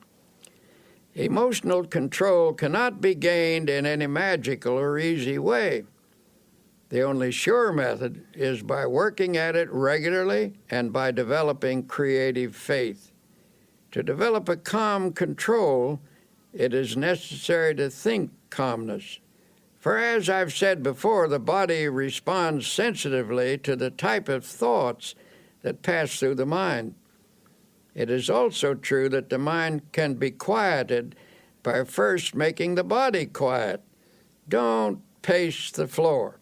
Don't wring your hands. Don't pound or shout or argue or walk up and down. Don't let yourself get worked up into a dither. In a meeting where a discussion was going on which finally became rather bitter.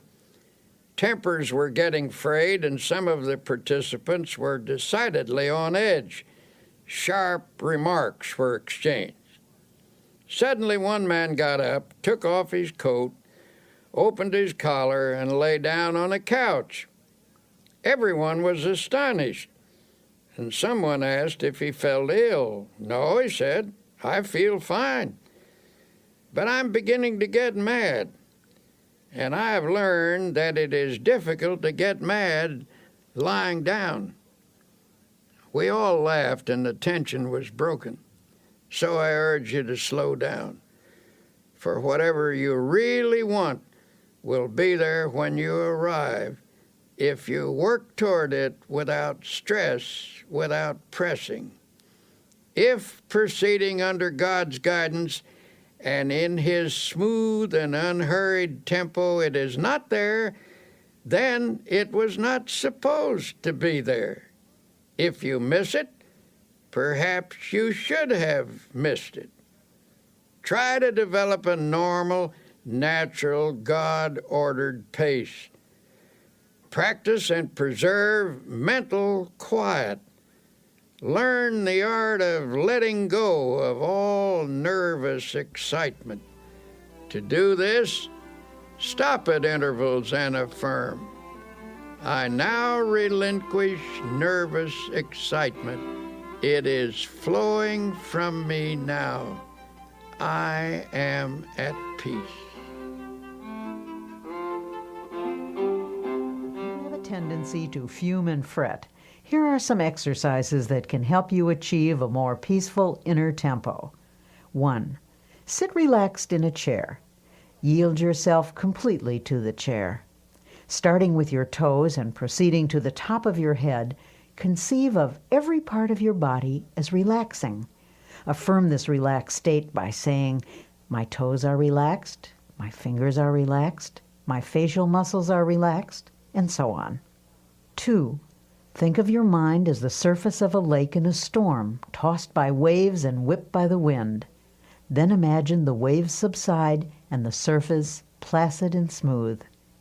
3. Spend 2 or 3 minutes thinking of the most beautiful and peaceful scenes you have ever beheld. A mountain at sunset, for example, or a deep valley filled with the hush of early morning, or a woods at noonday, or moonlight upon rippling waters. In your memory, relive these scenes. 4. Make a mental list of times in your life when you've been conscious of God's watchful care. Recall how He brought things out right and took care of you when you were worried and anxious. Then recite aloud this line from an old hymn: "So long thy power hath kept me, sure it still will lead me on."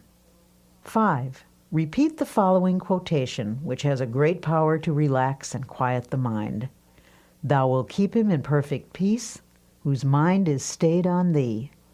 Repeat this aloud if possible, so that by the end of the day you will have said it many times. Conceive of these words as active, vital substances that permeate your mind and send a healing balm to every area of your heart and mind. The connection between the mind and the body is a subtle but powerful one. Emotional turmoil can sap your energy, reduce your efficiency, cause poor health, and of course, steal your chances for happiness. Here's Dr. Peale with some thoughts on reversing this process and restoring your vitality. A physician I know says many of his patients have nothing wrong with them except their thoughts. He has a favorite prescription for some of them, and it's a verse from the Bible, no less. It reads, "Be ye transformed by the renewing of your mind." He finds that when his patients change the pattern of their thoughts, they actually achieve a more peaceful state of mind. And that helps to produce health and well-being. Many people can benefit from such a prescription of prayer, faith, and dynamic spiritual thinking. Here's an example. The sales manager of a large company had experienced a serious decline in both ability and energy. He had once been a man of outstanding efficiency and power, but in the last year or so, he'd lost his creative skill and sales were slipping badly. 2 vacations brought no improvement. This man's physician recommended to the company president that his patient come to our religio-psychiatric clinic for an interview. When he arrived, he was rather indignant at being sent to a church. "This is a pretty pass," he fumed, "when they send a businessman to a preacher. I suppose you're going to pray with me and read the Bible," he said irritably. "Well, I wouldn't be surprised," I answered, "for sometimes our trouble lies in an area where prayer and the therapy of the Bible can have an important effect." He proved most sullen and uncooperative until I was finally forced to say to him, "Listen, I want to tell you bluntly that you'd better cooperate with us or you're going to be fired." "Who told you that?" he demanded. "Your boss," I replied. "In fact, he says that unless we can straighten you out, as much as he regrets it, you're through." You never saw such a stunned expression on anybody's face. "What do you think I ought to do?" he finally stammered. "A person often gets himself into the state you're in," I replied, "because the mind is filled with fear, anxiety, tension, resentment, guilt, or a combination of all of these. When these ingredients accumulate to a certain weight, the personality cannot support them any longer and gives way. Normal sources of emotional, spiritual, and intellectual power become clogged up. The person becomes bogged down by resentment, fear, or guilt.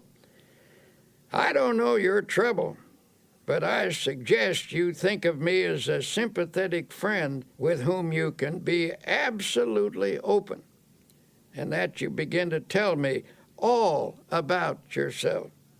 I emphasize the importance of concealing nothing and of emptying whatever fears, resentments, or guilt feelings might be in his mind." It was rather difficult to get him to talk, for he was essentially a decent person and had a strong sense of shame. In due course, the troubles came out.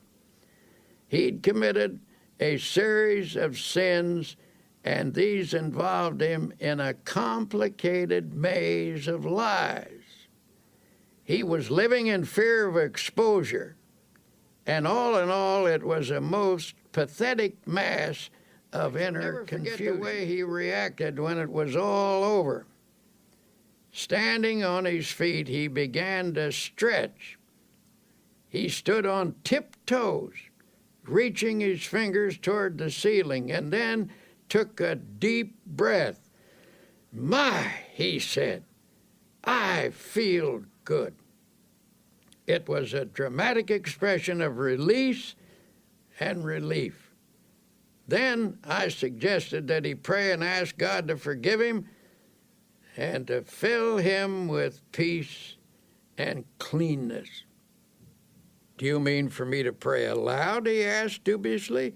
"I never did that in my whole life."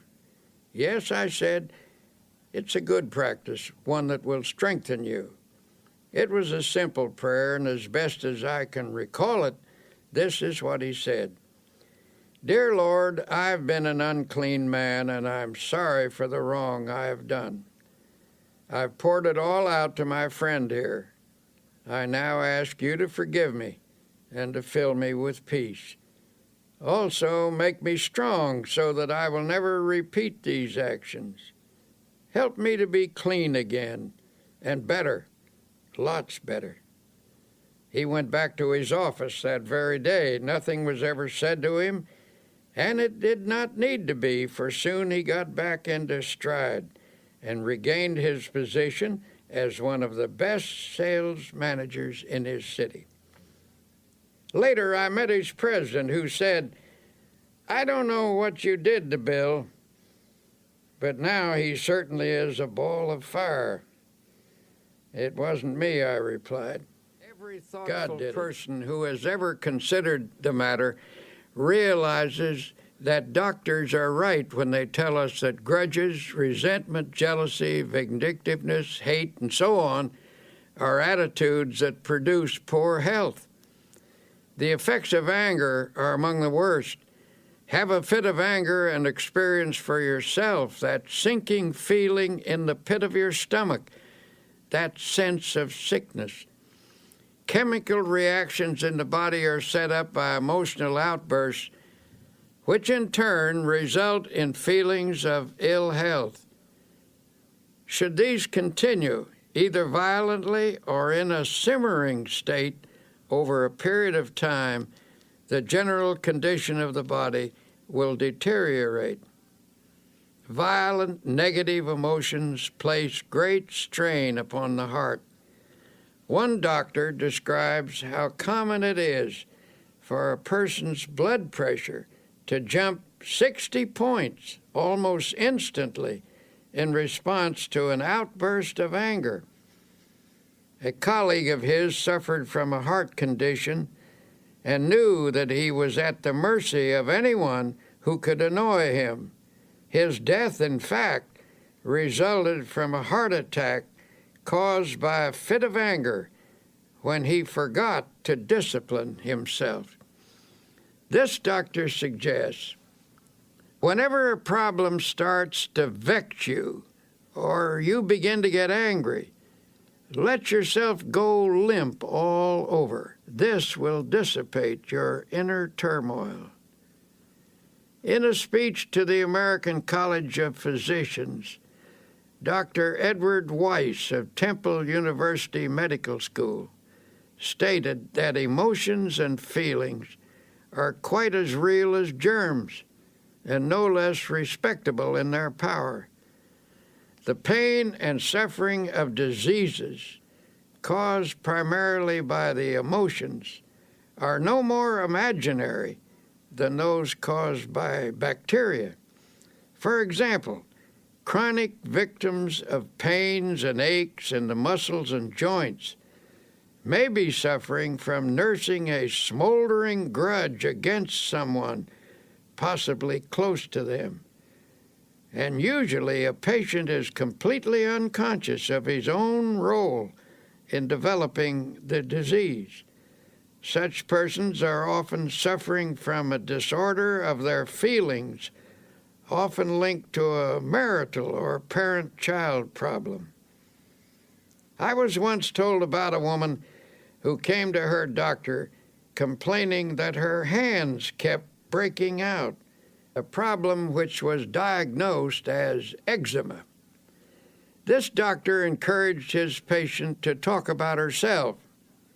It turned out that she was a very rigid, unhappy person, and he encouraged her to see a psychiatrist for help. The psychiatrist saw at once that there was some irritating situation in her life that she was translating outwardly in the form of a skin rash. Thus, she was taking out on her own body the urge to scratch something or someone. The doctor finally put it to her bluntly. "What's eating you? You're peeved at something, aren't you?" He reported that she stiffened up like a ramrod and marched right out of the office, so he knew he'd been on target. A few days later, she came back. Due to the agony of the eczema, she was ready to let him help her, even if it meant she had to give up a hatred. It turned out to be a family argument about a will. This woman felt she'd been unfairly treated by a younger brother. She got rid of her hostility and made up with her brother. The eczema vanished within 24 hours. Such cases go on and on. When people allow their emotions to get the better of them, their body responds by breaking down in small or sometimes in large and grave ways. How we think we feel physically has a definite effect on how we do feel. If your mind tells you you're tired or ill, the nerves and the muscles accept that as a fact. On the other hand, if you convince yourself that you feel refreshed and healthy, energy and well-being can also be generated. The body is designed to produce all the energy you need over an amazingly long period of time.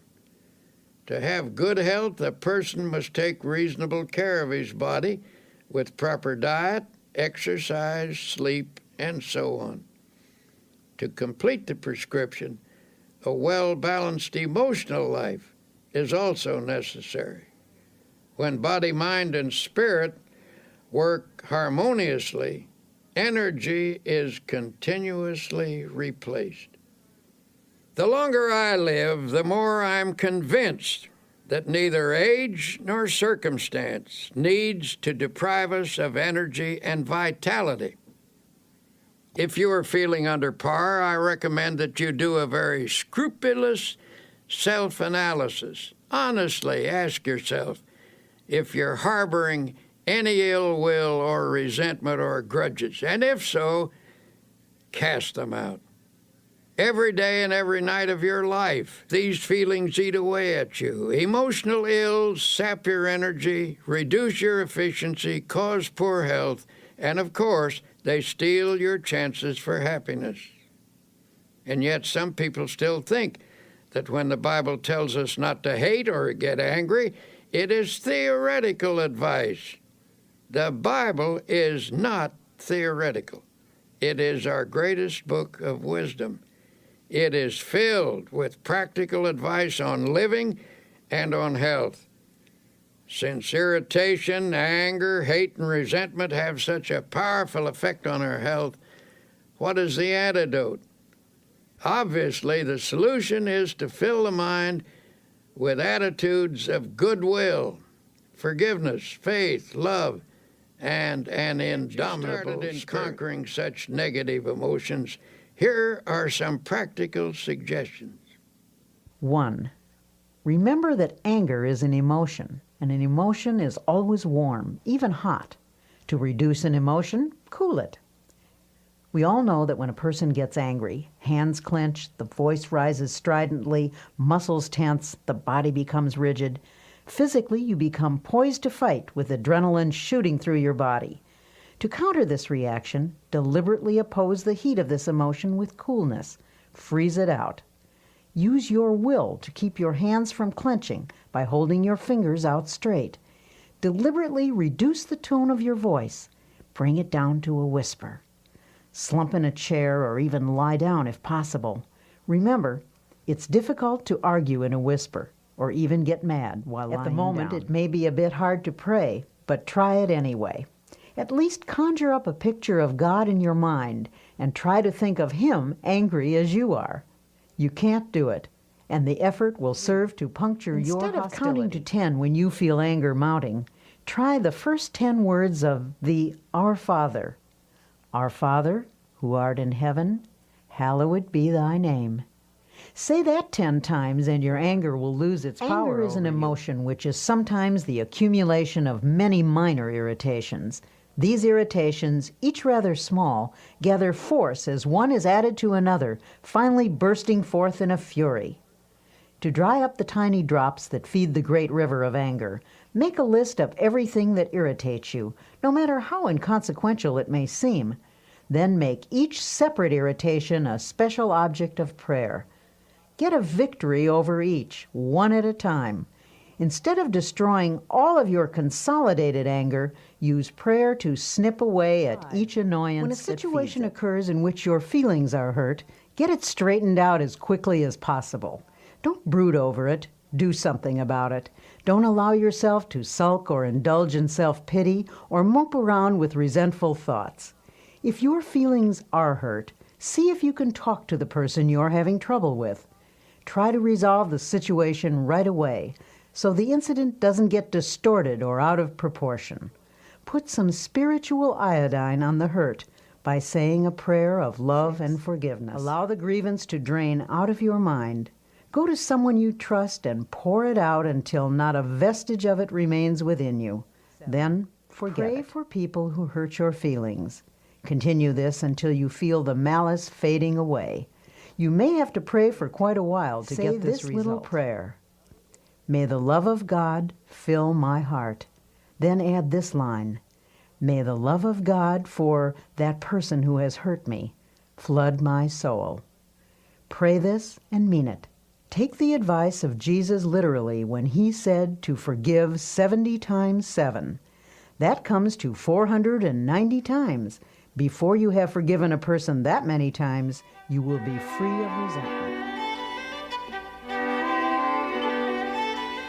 Worry can have a devastating effect on your physical and emotional health. It stifles the flow of creative power and cripples the ability to act with confidence and clarity. But there is a remedy for overcoming fear. Here is Dr. Peale. Reduced to its simplest form, what is worry? Basically, worry is an unhealthy and destructive mental habit. But if you're a worrier, you weren't born with the habit. You acquired it. And like any habit or acquired attitude, you can cast worry from your mind. A famous psychiatrist asserts that anxiety is the great modern plague. Professionals tell us that fear is the most disintegrating enemy of the human personality, that worry is the most subtle and destructive of all human diseases, that thousands of people are ill because of dammed-up anxiety. Because these sufferers are unable to expel their anxieties, they've turned their problems inward, causing many forms of ill health. The destructive quality of worry is indicated by the word itself, which is derived from an old Anglo-Saxon word meaning to choke.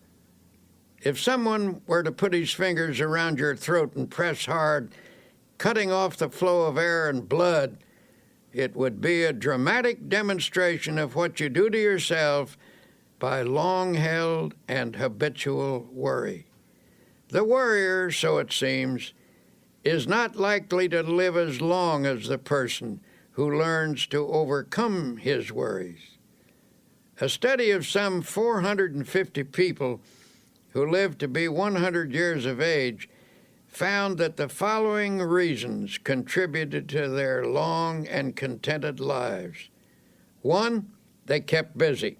2, they used moderation in all things. 3, they ate lightly and simply.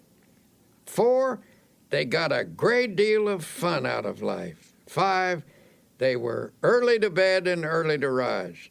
6, they were free from worry and fear, especially the fear of death. 7, they had serene minds and faith in God. Have you ever heard a person say, "I'm almost sick with worry," and then add with a laugh, "But I guess worry never really makes you ill"? But that is where they are wrong. Worry can make you ill. The problem is we worry not only with our minds, but with our hearts, brains, and every other part of ourselves. No matter what the cause of worry and fear, its effect can be noted in the cells, tissues, and organs. But don't be discouraged. There is a remedy that will bring you sure relief. You can overcome your worries. The first step is simply believing you can. For whatever you believe you can do, with God's help, you can do. Here, then, is a practical procedure which will help to eliminate abnormal worry from your daily life. Practice emptying the mind daily. This is a suggestion I will repeat over and over again. for it is of utmost importance. To avoid retaining worries in your mind while you sleep, this mental catharsis should be done preferably before retiring at night. The last 5 minutes before going to sleep are of extraordinary importance, for in that brief period the mind is most receptive to suggestion. It tends to absorb the last ideas that are entertained in the waking state. Then while you sleep, thoughts sink into the subconscious.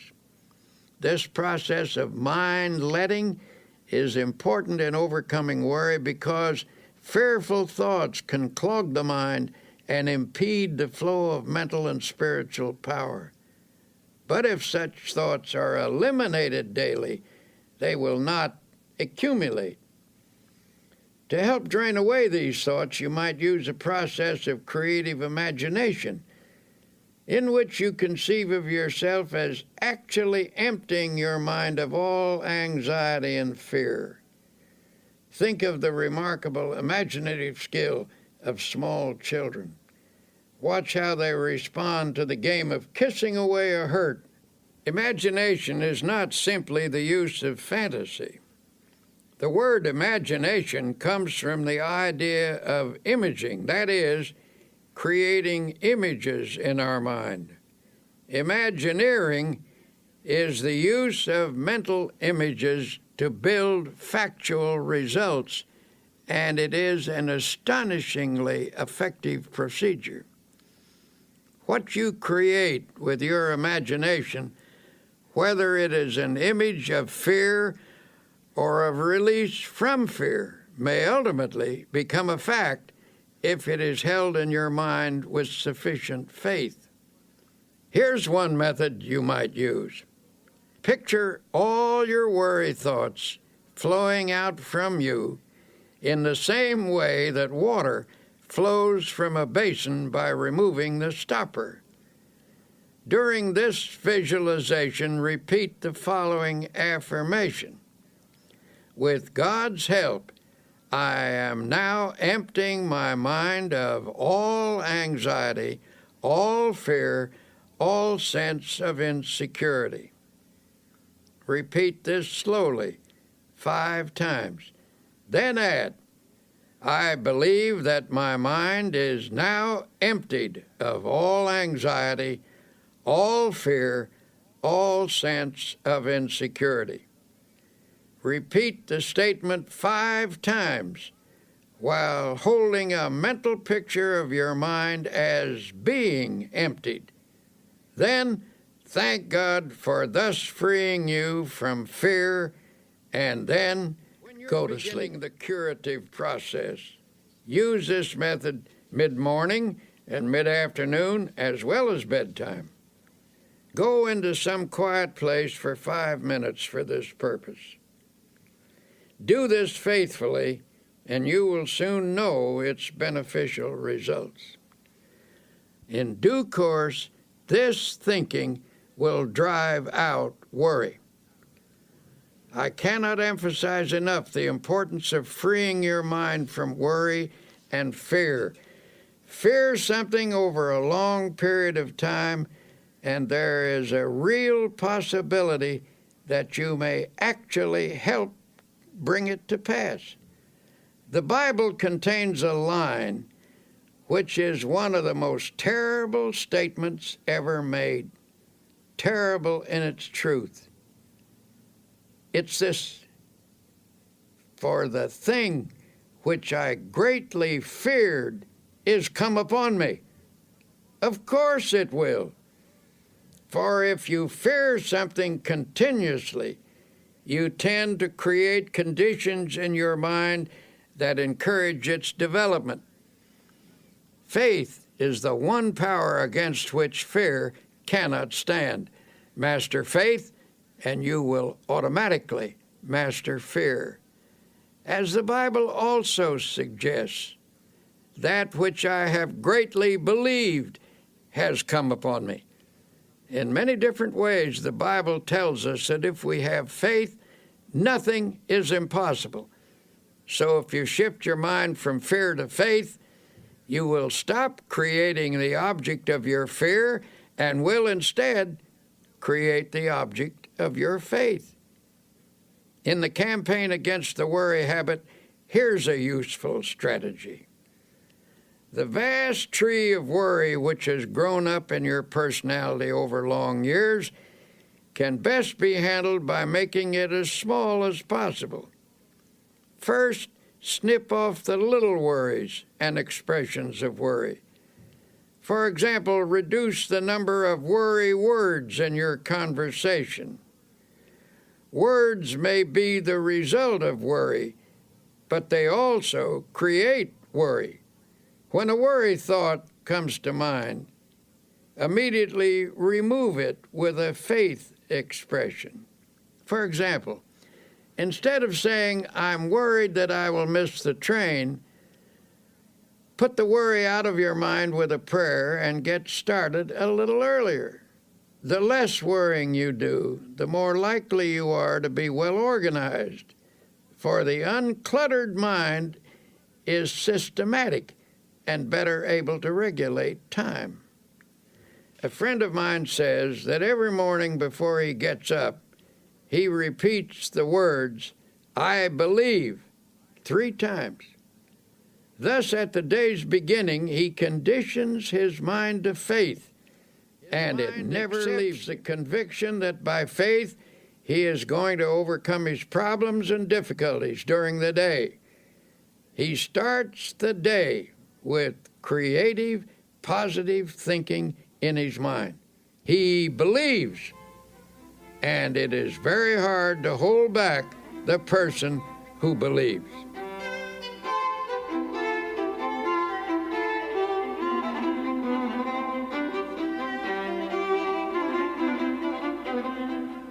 Many people fail to overcome troubles such as worry because they allow a problem to seem complicated. It can be very useful to attack the problem with some simple technique, something that dramatizes your war against worry I've seen was developed by a man who was once a tremendous worrier. At one point, he was worrying himself into a bad state of nerves and ill health. He suffered from continual doubt about whether or not he had done or said the right thing. He was always rehashing his decisions and getting unnerved about them. I suggested that he ought to work out some simple method that would help him drop the day completely when it was over and go ahead into the future. One day, I noticed that his state of mind was improving, and I commented on it. "Oh, yes," he said, "I finally got the secret, and it has worked amazingly well." He asked me to drop into his office sometime during the close of the day, and he would show me how he had broken the worry habit. One evening I did, and he explained that he'd worked out a little ritual to perform every night before leaving his office. We picked up our hats and coats and started toward the door. By the door stood a wastebasket, and above it on the wall was a calendar. You could see only one date at a time, and that date was in large print. He said, "Now I will perform my evening ritual, the one that has helped me break the worry habit." He reached up and tore off the calendar page for that day. He rolled it into a small ball, and I watched with fascination as his fingers slowly opened and he dropped that day into the wastebasket. He then closed his eyes and his lips moved. Upon finishing his prayer, he said, "Amen. Okay, the day is over. Come on, let's go out and enjoy ourselves." As we walked down the street, I asked, "Would you mind telling me what you said in that prayer?" He laughed and said, "I don't think it is your kind of prayer." "Well, I pray something like this: Lord, you gave me this day. I didn't ask for it, but I was glad to have it. I did the best I could with it, and you helped me, and I thank you. I made some mistakes. That was when I didn't follow your advice, and I'm sorry about that. Forgive me. But I had some victories and some successes too, and I'm very grateful for your guidance. But now, Lord, mistakes or successes, victories or defeats, the day is over, and I'm through with it. So I'm giving it back to you. Amen. Well, perhaps that isn't an orthodox prayer, but it certainly proved to be an effective one. He dramatized the finishing of the day, and he set his face to the future, expecting to do better tomorrow. When the day is over, God blacks it out by bringing down the curtain of night. This man cooperated with God's method, and his past mistakes and failures gradually lost their hold on him. He was released from the worries that accumulated from his yesterdays. His anti-worry formula is also described in these words from the Bible. But this one thing I do, forgetting those things which are behind, and reaching forth unto those things which are before, I press toward the mark for the prize of the high calling of God in Christ Jesus.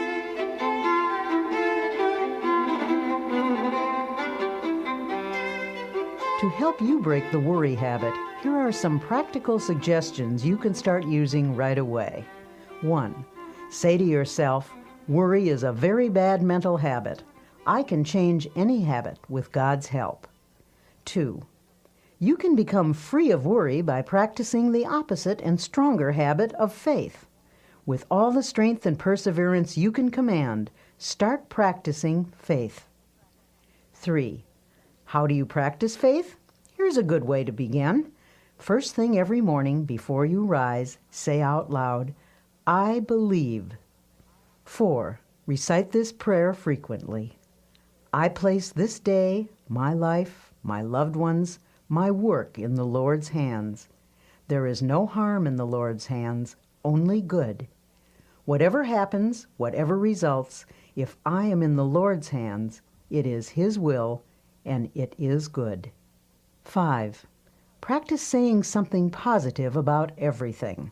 For example, don't say, this is going to be a terrible day. Instead, affirm, this is going to be a glorious day.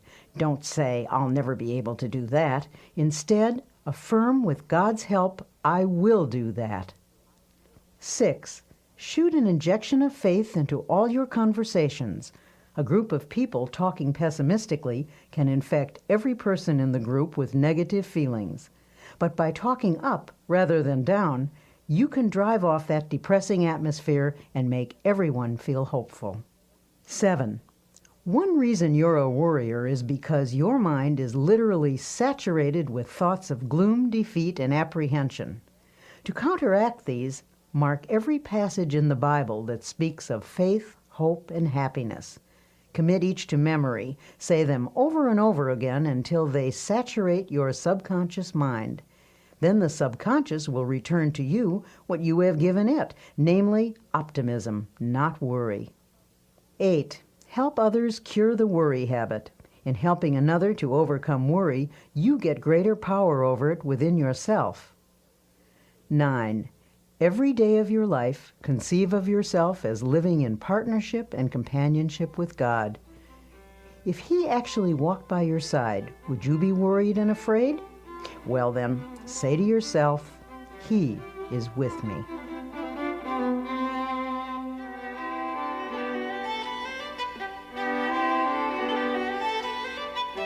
For most people, happiness is perhaps the most precious commodity in the world, and yet, all too often, it eludes us.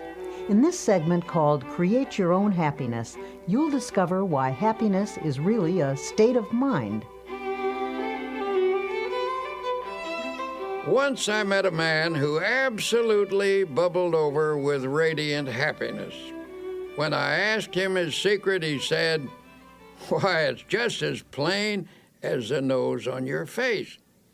When I get up in the morning, I realize I have two choices, either to be happy or unhappy. And what do you think I do? I just choose to be happy, and that's all there is to it. Now, that may seem a superficial response, but I recall that Abraham Lincoln, who nobody could accuse of being superficial, said that people were just about as happy as they made their minds up to be. Perhaps the easiest thing in the world to find is a way of being unhappy. Just choose unhappiness. Go around telling yourself that things aren't going well, that nothing is satisfactory, and you can be quite sure of being unhappy. But say to yourself, things are going nicely, life is good, I choose happiness, and you can be quite sure of having your choice. Children are much more adept at finding happiness than most adults. The adult who can carry the spirit of a child into middle and old age is a kind of genius, for he will preserve the truly happy spirit with which God endows the young. The subtlety of Jesus Christ is remarkable, for he tells us that the way to live in this world is to have a childlike heart and mind. In other words, never get old or dull or jaded in spirit. Don't become super sophisticated. A 9-year-old was asked what makes her happy. She listed her playmates, her school, her church, and her family. That list incorporates all the elements that are important in adult life, too. Your friends and associates, your work, your place of worship, and the home circle where you find love. There you have happiness in a nutshell. And the happiest time of your life is in relation to those factors. There are a few other things that some boys and girls said made them happy. Street lights reflected on a river, smoke rising from a chimney, the moon in the clouds, red velvet, a swallow flying, water being cut at the bow of a boat, a fast train rushing, a builder's crane lifting something heavy, looking into deep, clear water. There is something of the most sublime element of the universe expressed in these things. To become a happy person, have eyes that see romance in the commonplace, a child's heart, a clean soul, and spiritual simplicity. Unfortunately for many people, unhappiness is their most frequent state of mind. But since a fundamental desire of every human being is for that state of existence called happiness, something should be done about all this misery. So many real problems are created by life itself, difficulties over which we have little or no control. It is simply foolish to further create our own. But the truth is, by our thoughts and attitudes, we distill out of the ingredients of life either happiness or unhappiness for ourselves. We can manufacture unhappiness simply by our thinking.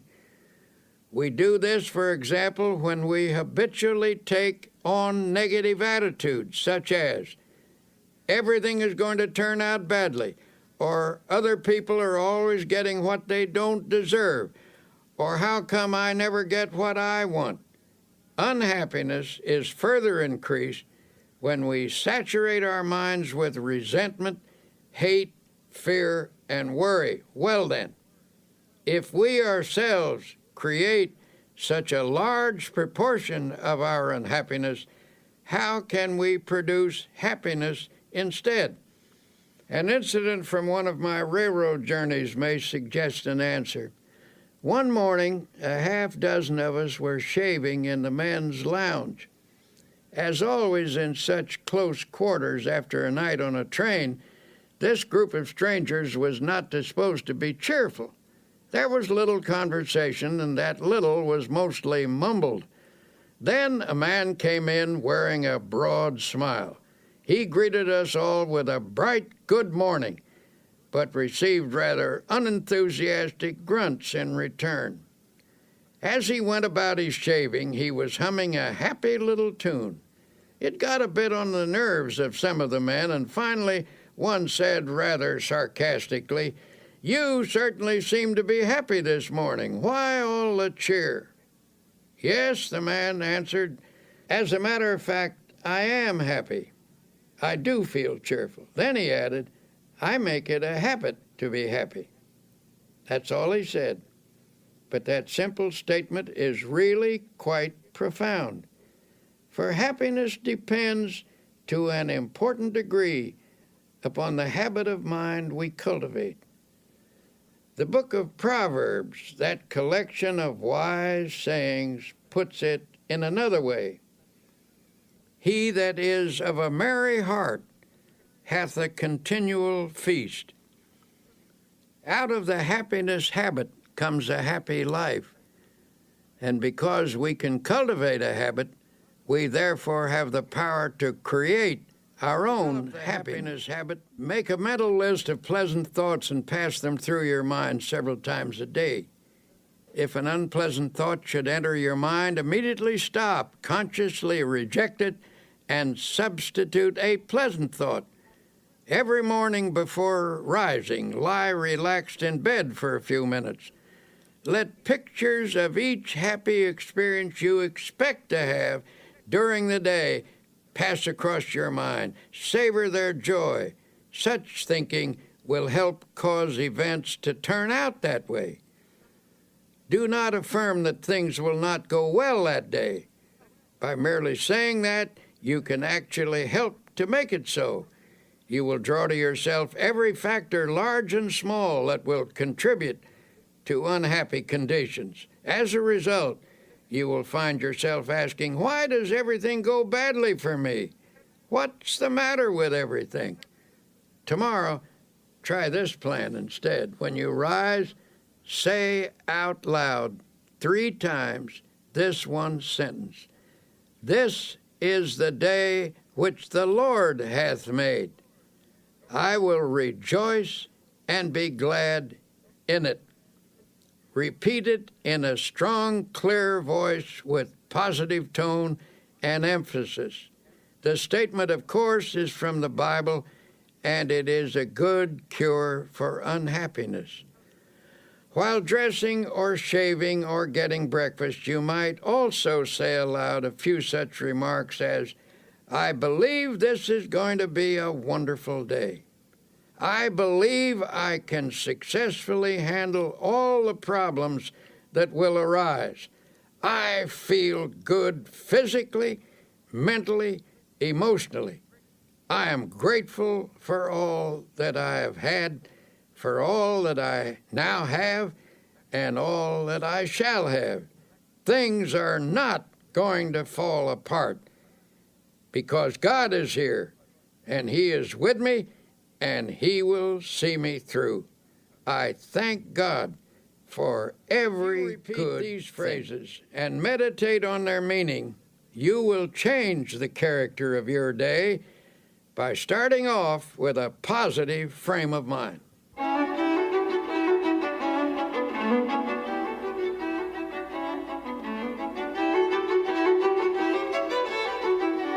And yet it is not enough to practice even such important techniques as these unless throughout the day you also base your actions upon fundamental principles of happy living. One of the most simple and basic of such principles is that of human love and goodwill. One man who truly knew happiness was a friend of mine named Ralston Young, who was once famous as Red Cap number 42 in New York City's Grand Central Station. This man carried bags for a living, but his real job was living the Spirit of Christ. As he carried a person's suitcase, he tried to share a little Christian fellowship. He carefully watched a customer to see if there was any way he could give them more courage and hope. One day he was asked to take an elderly lady down to her train. As he wheeled her into an elevator, he noticed there were tears in her eyes. He asked the Lord how he could help her, and the Lord gave him an idea. As he wheeled her off the elevator, he said with a smile, "Ma'am, if you don't mind my saying so, that is a mighty pretty hat you're wearing." She looked up at him and said, "Why, thank you. And I might add," he said, "that sure is a pretty dress you have on. I like it so much." This appealed to her, and despite the fact that she wasn't feeling well, she brightened up and asked, "Why in the world did you say those nice things to me? It's very thoughtful of you." "Well," he said, "I saw how unhappy you were. I saw that you were crying, and I just asked the Lord how I could help you. The Lord said, speak to her about her hat. The dress," he added, "was my own idea." When he asked her if she didn't feel well, she told him that she was in constant pain. She asked him, "Do you by any chance know what it means to be in pain all the time?" Ralston had an answer.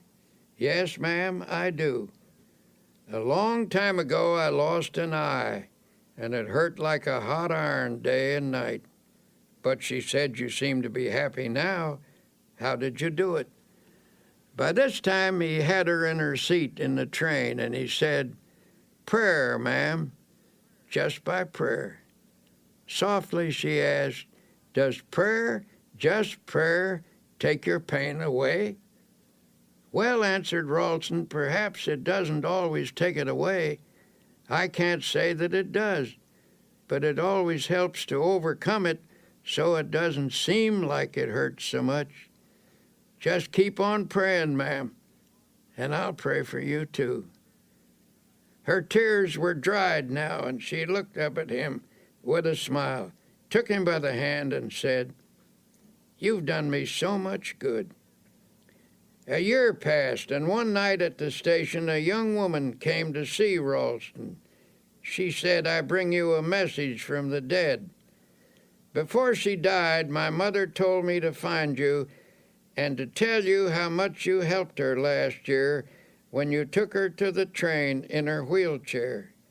She will always remember you, even in eternity, for you were so kind and loving and understanding." The young woman burst into tears and sobbed in her grief. Ralston stood quietly watching her. Then he said, "Don't cry, Missy. Don't cry. You shouldn't cry. Give a prayer of thanksgiving instead."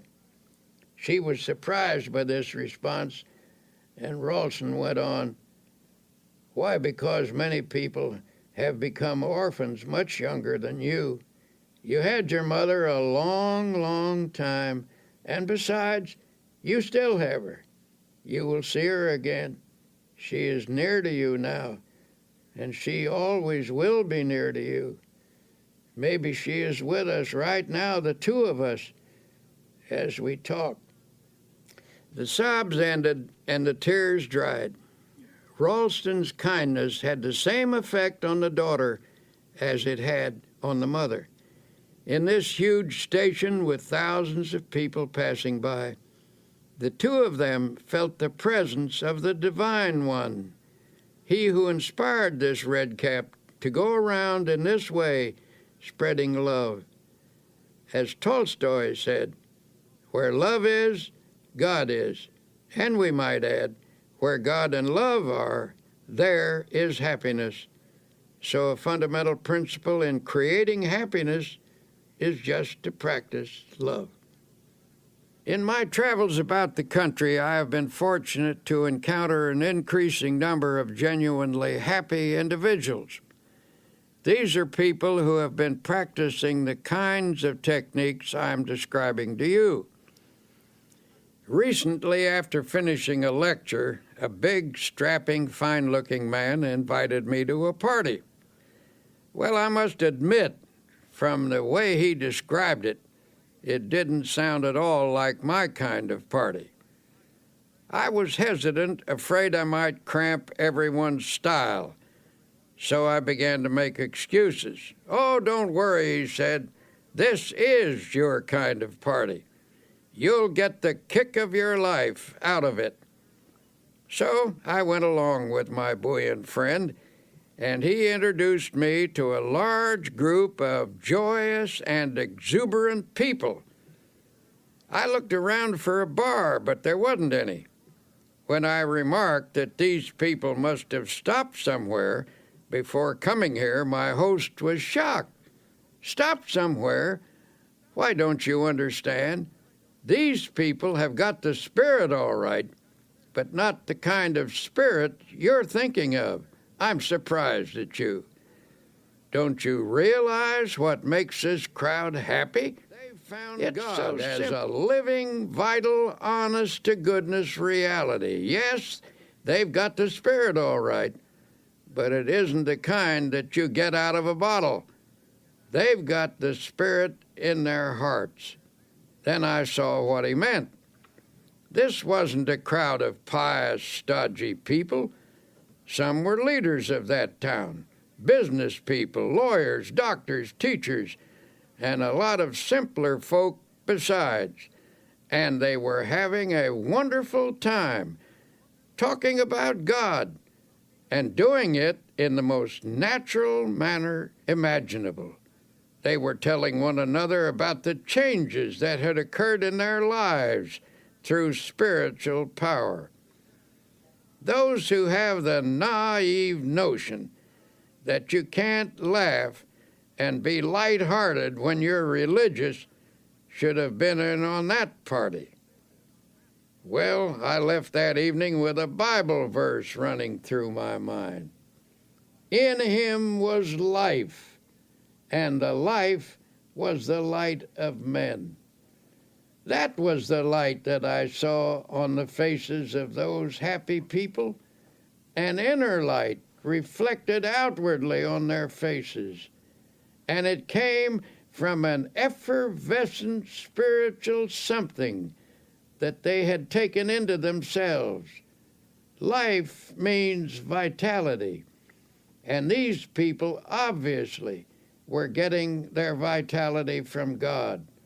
Through faith in God and in themselves, they had found the power that creates confidence. You want to create and a little more happiness. happiness in your life? Here are a few ideas.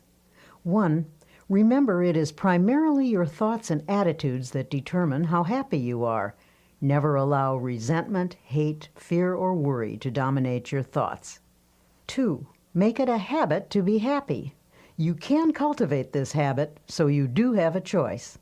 As the book of Proverbs says, "He that is of a merry heart hath a continual feast." 3. Practice happy thinking. Make a mental list of pleasant thoughts and pass them through your mind several times each day. If an unpleasant thought should enter your mind, immediately stop, consciously reject it, and substitute a pleasant one. 4. Each day when you arise, say this one sentence out loud. "This is the day which the Lord hath made. I will rejoice and be glad in it."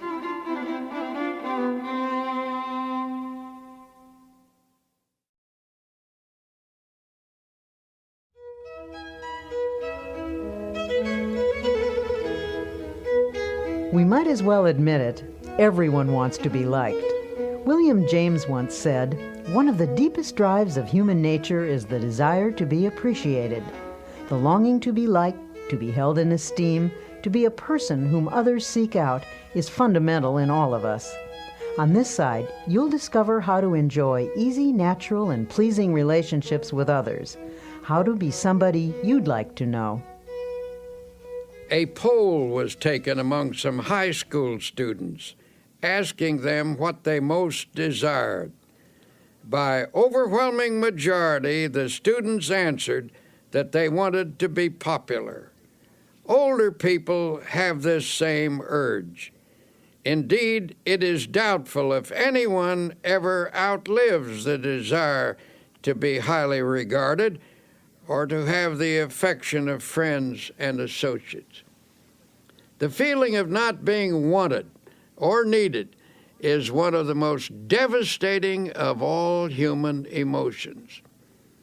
Being needed by others is absolutely necessary for emotional stability and happiness. Yet it is sad to realize how many people suffer from a sense of isolation. I was at a luncheon once when a young doctor rushed in to take his place at the table. He looked frazzled as he sat down with a weary sigh. "If only the telephone would stop ringing," he complained. "I can't get anywhere because people call me all the time. I wish I could put a silencer on that phone." An elderly doctor at the table spoke up. "I know how you feel. I used to feel that way myself. But you should be thankful the phone does ring. Be glad people want and need you." Then he added pathetically, "Nobody ever calls me anymore. I would like to hear the telephone ring again. Nobody wants me, and nobody needs me. I'm a has-been." The feeling of not being wanted or needed can produce frustration, illness, and even aging. It is not only a sad way to live, but it is damaging to the human psyche. If you're feeling useless, for your own sake, do something about it. Try getting out of yourself for a while. Stop feeling sorry for yourself and find a way instead to provide a service for someone else. Think about people who are less fortunate than you who need help.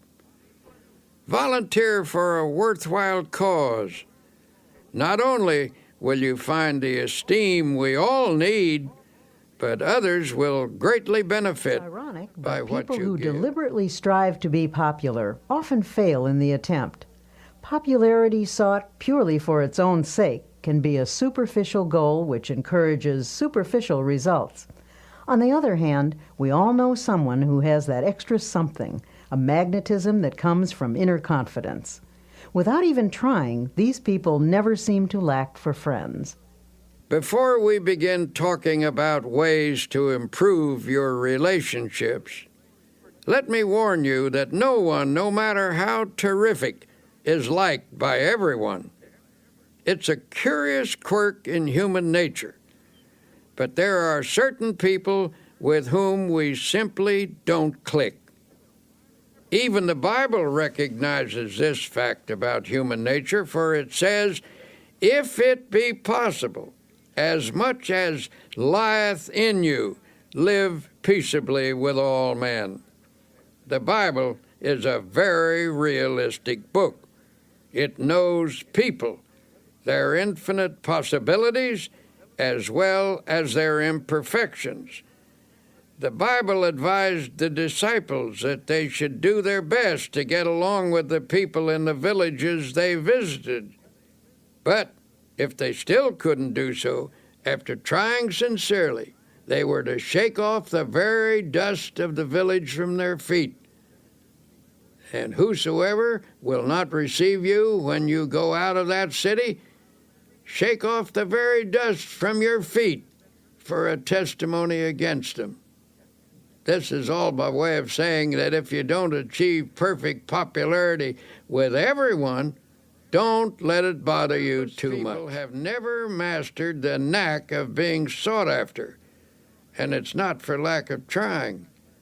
Some people even go to extremes, acting in a manner they don't really enjoy, all because of their intense desire to be liked. Unfortunately, this desire is often merely a search for a superficial kind of popularity. Having said that, now let me tell you that there are certain procedures which can make you a person that other people like to be with, without becoming artificial or putting on an act. You can enjoy satisfactory personal relationships even if you are a difficult person or are by nature shy and retiring. Here are some suggestions. First, try to be a comfortable type of person, the kind that others can be easy with. Some people always keep a barrier between themselves and the world. It's a strain just to be with them. A stiff, unresponsive individual never quite meshes into a group. It's hard to know what they're feeling or how they're going to react. They make you feel a little uneasy. But a comfortable kind of person is easygoing and natural. They have a pleasant, kindly, genial way about them. Being with them is a bit like wearing an old hat or an old pair of shoes. It is important to try to be natural. Someone who is easy to be with usually has a big soul quality about them. Little people, those who are overly concerned about their place or position, are often stiff and easily offended. Although there are many characteristics that contribute to a likable personality, there is one basic trait that surpasses all others. That is a sincere and forthright interest in and love for people. If you're having trouble with relationships, perhaps you should look for elements in your personality that cause strain when you're with others. Don't automatically assume that other people don't like you because of something wrong with them. Perhaps the trouble is within yourself. Finding and eliminating such problems requires scrupulous honesty and may also involve the help of a professional counselor. The scratchy elements of your personality may be qualities you've acquired over the years. Perhaps you assumed them as a defense, or they may be the result of attitudes developed in your younger days. Regardless of their origin, they can be eliminated. Came to us seeking help for problems with personal relationships. He was about 35 years old, and such an appealing-looking man it seems surprising that people shouldn't like him. Yet he proceeded to outline an unhappy set of circumstances to illustrate his dismal failure with people. "I do my best," he said. "I've tried to put into practice the rules I've been taught about getting along with people, but I get nowhere with the effort. People just don't like me." After talking with him, the trouble became apparent. His manner of speech conveyed a persistently critical attitude. This attitude was thinly veiled, but still it was there. He had an unattractive way of pursing his lips, which indicated a kind of primness or reproof for everybody, as if he felt just a bit superior and disdainful. "Isn't there some way to change myself so people will like me?" he demanded. "Isn't there some way I can stop unconsciously rubbing people the wrong way?" The young man was decidedly self-centered and egotistical. The person he really liked was himself. Every statement, every attitude was unconsciously measured in terms of how it made him look. He was irritable with people and picked on them in his own mind, though few outward conflicts developed. Inwardly, he was trying to make everyone over to suit himself. Unconsciously, people realized this. In their minds, they erected barriers against him. Since he was being unpleasant to people in his thoughts, it followed that he was less than warm in his behavior. He was polite enough and managed not to be boorish and unpleasant, but people unconsciously felt coolness in him, so they gave him the brush off, and with good reason, for in his mind he had already brushed them off. In a sense, he liked himself too well, and to build up his self-esteem, he put others down. He was suffering from too much self-love.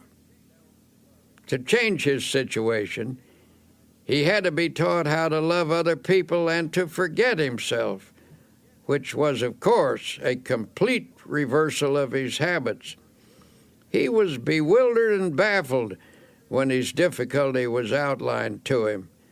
But since he was sincere and meant business, he practiced the suggested techniques for developing love of others in place of extreme self-love.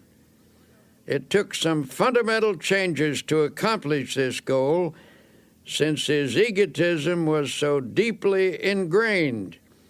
But in the end, he did succeed. Suggested was that he make a list of people he had met during the day, for example, the bus driver or the newsboy. Every night before retiring, he was to mentally picture each person on the list, and as he brought each face up before him, he was to think a kindly thought about that person and then pray for them. Each of us has his own world, people we encounter each day or with whom we do business. This man was instructed to pray for those in his own little world. For example, the first person he saw each morning was the elevator man in his apartment house. Normally, he'd say a perfunctory good morning. Now he took the time to have a little chat. He asked the elevator man about his family and about his interests. He found that he had an interesting point of view and some experiences which were quite fascinating. He began to see new values in a person who had previously been a mechanical robot to him. He actually began to like the elevator operator, and in turn, the elevator operator, who had formed a pretty accurate opinion of the young man, began to reverse his views. They established a friendly relationship. So the process went from person to person on his list. One day the young man said, "I've found that the world is filled with interesting people, and I never realized it before." When he made that observation, he proved that he was losing himself. And when he did that, as the Bible so wisely tells us, he found himself. In losing himself, he found himself and lots of new friends besides. People began to like him. Learning to pray for other people is a very important step in this process. When you pray for someone, you tend to lift the relationship to a higher level. The best in other people begins to flow out toward you as your best flows toward them. In the meeting of the best, in each, a higher understanding is established. Essentially, getting people to like you is merely the other side of liking them. One of the most popular men who lived in the United States in this century was the late Will Rogers, and one of the most characteristic statements he ever made was, "I never met a man I didn't like." Now, that may have been a slight exaggeration, but I'm sure Will Rogers didn't think so. That is truly the way he felt about people, and as a result, people opened up to him like flowers to the sun. Another important way to get people to like you is to practice building up their ego. Everyone has a normal desire for feelings of self-importance.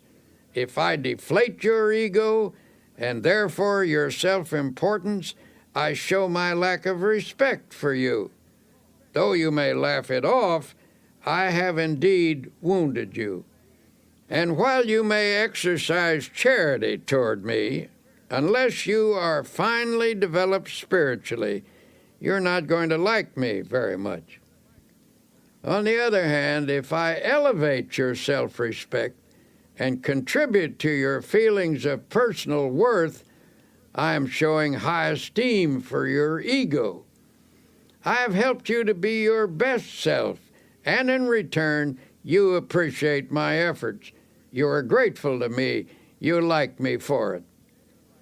Almost anyone that you help to build up and become a better person will give you his devotion. Build up as many people as you can, but do it sincerely and unselfishly. Do it because you like them and because you recognize their potential. If you do good for people, affection and esteem will flow back to you. Best of all, you will never lack principles for getting for people friends. to like you are simple. Here are 10 practical exercises to help you become someone that you'd like to know. 1. A person's name is very important. When you meet someone, try to remember their name. If you don't, they may feel you're not very interested in them. 2. Be the comfortable sort of person with whom others feel relaxed. Try to make them feel at home with you. 3. Acquire that quality of relaxed easygoingness so that everyday irritations don't ruffle you. 4. Don't be egotistical. Guard against giving the impression that you know it all. 5. Try to be an interesting person. Cultivate interests to keep your mind alive. People enjoy being with someone who is stimulating. 6. Get those scratchy elements out of your personality.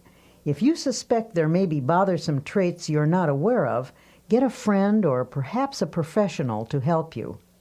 7. Attempt to heal the misunderstandings you've had with others. Sincerely drain off your grievances. 8.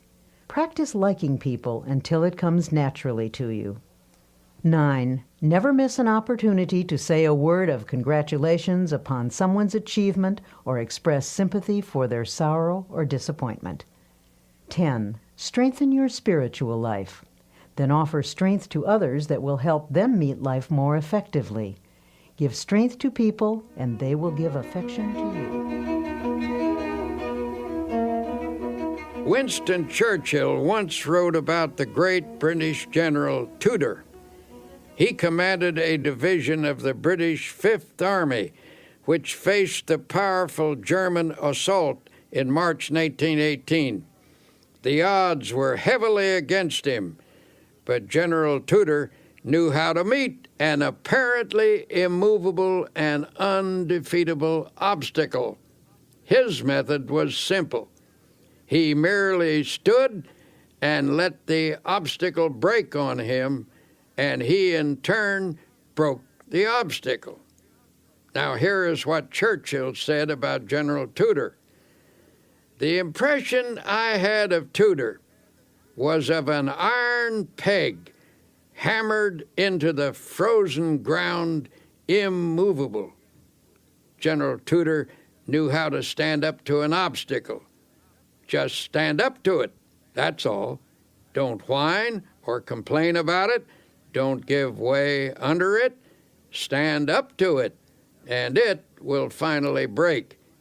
You will break it.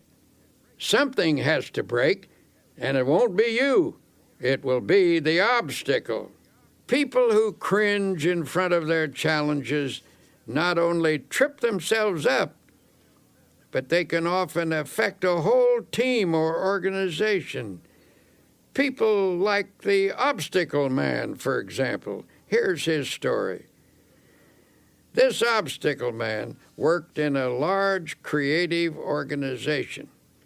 He received this name because no matter what suggestion was advanced, his mind instantly latched onto all the possible obstacles in connection with it. One day, the directors of his firm were considering a project which involved considerable expense and some definite hazards, as well as possibilities for success. In a discussion of the venture, the obstacle man would frequently say, "Just a moment, let's consider the obstacles involved." Now, present at this meeting was another man who said very little, but who was greatly respected by his colleagues for his ability and achievements. After listening to the obstacle man's litany of objections, he finally asked, "Why do you constantly emphasize the obstacles in this proposition instead of the possibilities?" The obstacle man responded, "To be intelligent, one must always be realistic, and it is a fact that there are definite problems with this project.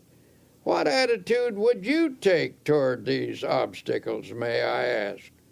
The other man unhesitatingly replied, "What attitude would I take toward these obstacles? Why, I would just remove them, that's all, and then I would forget them." "But," said the obstacle man, "that's easier said than done. You say you would remove them and forget them. May I ask if you have any technique for doing this that the rest of us have never discovered?" A slow smile came over the face of the other man as he said, "My entire life removing obstacles, and I never saw one yet that couldn't be removed, provided you had enough faith and guts and were willing to work. Since you want to know how it's done, I'll show you." He then reached into his pocket and took a card out of his wallet. He shoved the card across the table and said, "There, read that. That's my formula. And don't give me a song and dance about how it won't work either. I know better from experience." The obstacle man picked up the card and with a strange look on his face read the words to himself. "Read them out loud," urged the other man. In a slow, dubious voice he read, "I can do all things through Christ who strengthens me." The owner of the card put it back in his wallet and said, "I've lived a long time and have faced a lot of difficulties, but there is power in those words, actual power, and with it you can remove any obstacle." He said this with confidence, and everyone knew he meant it. He was, in fact, a remarkable man who had overcome many odds, and his successful track record spoke for itself. His positive attitude, plus the fact that he was not in any sense holier than thou, made his words convincing to the men around the table. At any rate, there was no more negative talk from the obstacle man or anyone else from then on. The project was put into operation, and despite risks and difficulties, it turned out successfully. Think of the winning mentality that sports champions cultivate. When a game seems to be going against them, they can't let discouragement creep in. They can't let negative thoughts dominate, or they will lose the power to win. To be a champion in your own arena, your mental and spiritual resources must be razor sharp with confidence. Now you may say, "But you don't know my circumstances. I'm in a different situation than anybody else, and I'm about as far down as a human being can get." Well, if that's true, and you're down as far as you can get, in that case, congratulations, for you're at the bottom, and the bottom is a wonderful place. The only place you can go from the bottom is up. On the other hand, it's hard to say you're in a situation that no one has ever encountered before. There is no such situation. Practically speaking, there are only a few human stories, and they've all been enacted before. This is a fact we must never forget. There are people in this world who have overcome every conceivable difficulty, even the most hopeless, even the one in which you now find yourself. There is always a way out. A wise old man was once asked how he overcame the many difficulties of his life. How do I get through a trouble? Well, first I try to go around it. And if I can't go around it, I try to get under it. And if I can't get under it, I try to go over it. And if I can't go over it, I just plow right through it. Then he added, God and I plow right through it together. One way to help your subconscious become more positive is to eliminate certain expressions of thought and speech, which we'll call the little negatives. These little negatives clutter up the average person's conversation, and while each one is seemingly unimportant in itself, when taken together, they have a total effect of creating a negative mindset. If you analyze your own conversational habits, you may be shocked by what you find. See how often gloomy little statements creep in like, I'm afraid I'll be late, or what if I have a flat tire, or I don't think I can do that, or even, I knew it was going to rain. These are little negatives, to be sure, and a big thought is, of course, more powerful than a little one. But it should never be forgotten that mighty oaks from little acorns grow. And if a mass of little negatives clutters up your conversation, they're bound to seep into your mind. Soon they accumulate in force, and before you know it, grow into big negatives. Make the decision right now to go to work on your little negatives. Root them out of your thoughts and your conversations. The best way to do this is to say a positive word about everything. When you keep asserting that things are going to work out well, that you can do the job, that you will not have a flat tire, that you will get there on time, you invoke the law of positive effects. You will find that good results do occur. Things do turn out well. Now, as we've said before, our success in overcoming obstacles is greatly influenced by our attitude. In fact, most of our obstacles are actually mental in character. Ah, you may object. My obstacles are not mental. Mine are real. Perhaps so, but your attitude toward them is mental. Attitudes are created by a mental process, and what you think about your obstacles largely determines what you do about them. Take the attitude that you can't remove an obstacle, and you won't. But get the idea firmly fixed in your mind that the obstacle is not so great as you previously considered it to be. Hold on to the idea that the obstacle is removable. The very moment you begin to think in this manner, you inaugurate the process that will eventually remove your obstacle. If there's a difficulty which has defeated you for a long time, it's likely that you've told yourself for weeks, months, and even years that there's nothing you can do, only your inabilities. Your mind gradually concludes that you are indeed incapable. And when your mind is convinced, you're convinced. For as you think, so you are.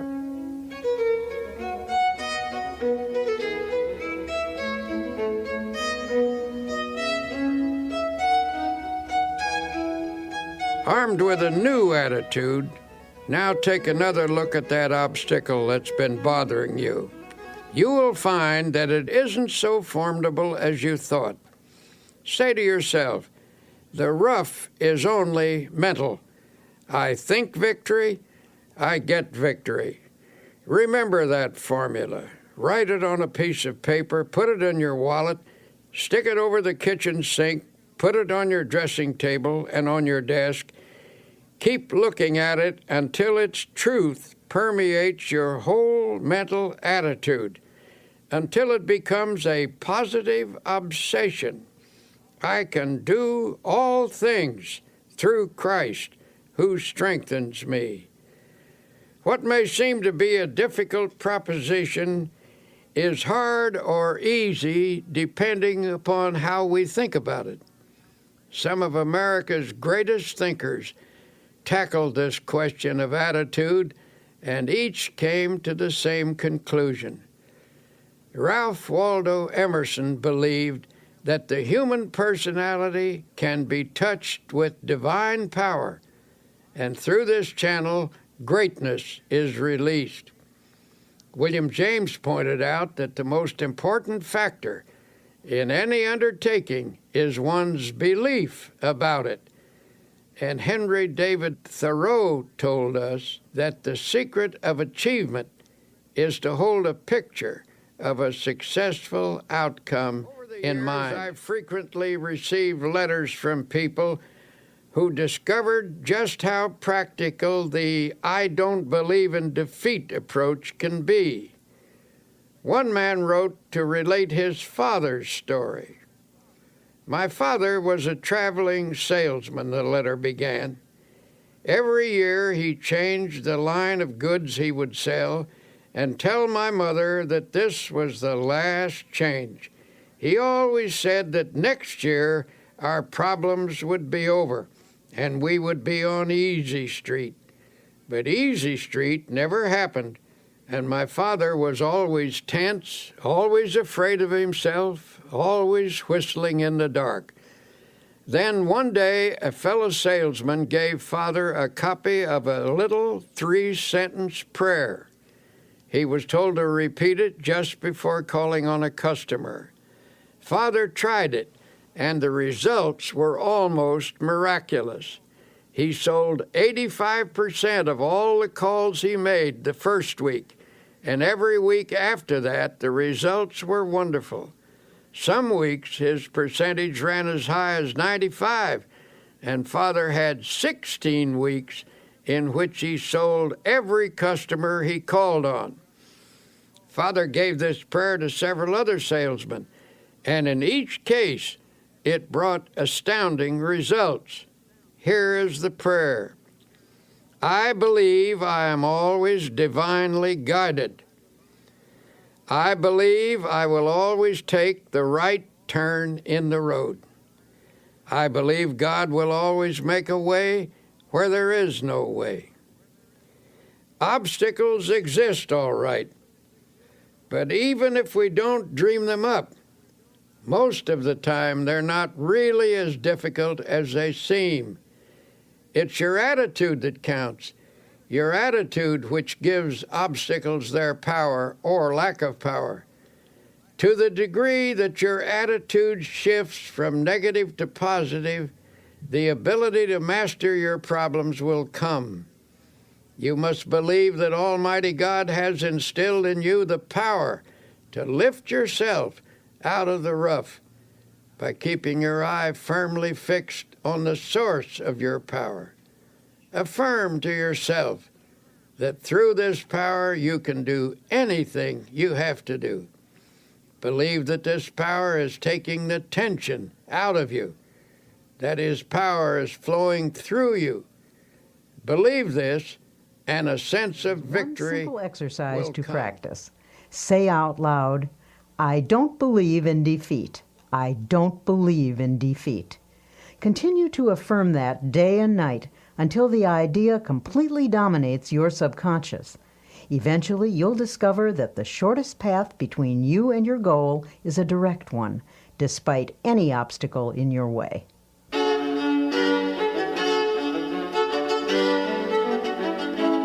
Here you will discover the practical secrets that can lead to a life in which dreams are achieved and expectations are fulfilled.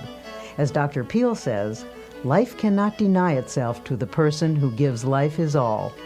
So, as you listen, keep in mind your most burning desire. Surely there's a way to make it come true. Have you been trained to believe?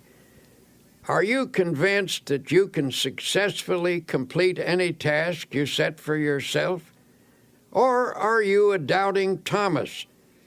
Do you shrink from even hoping for the things that you would love to accomplish? When you begin something, what do you really expect to happen?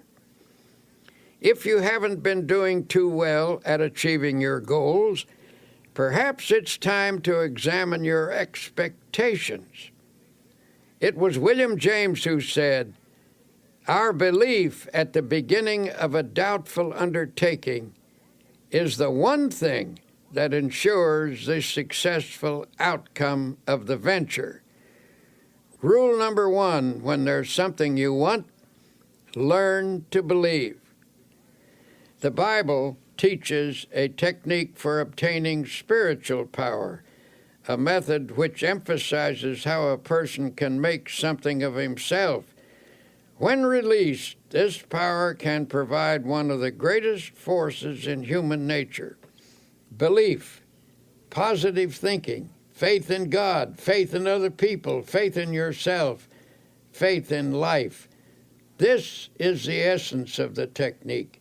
If thou canst believe, it says, all things are possible to him that believeth. If you have faith, nothing shall be impossible unto you. According to your faith, be it unto you. Believe, believe, believe. So it drives home the truth that faith moves mountains. For those who are serious about getting the best out of life, I will once again suggest that you read the New Testament. Notice the number of times it refers to faith.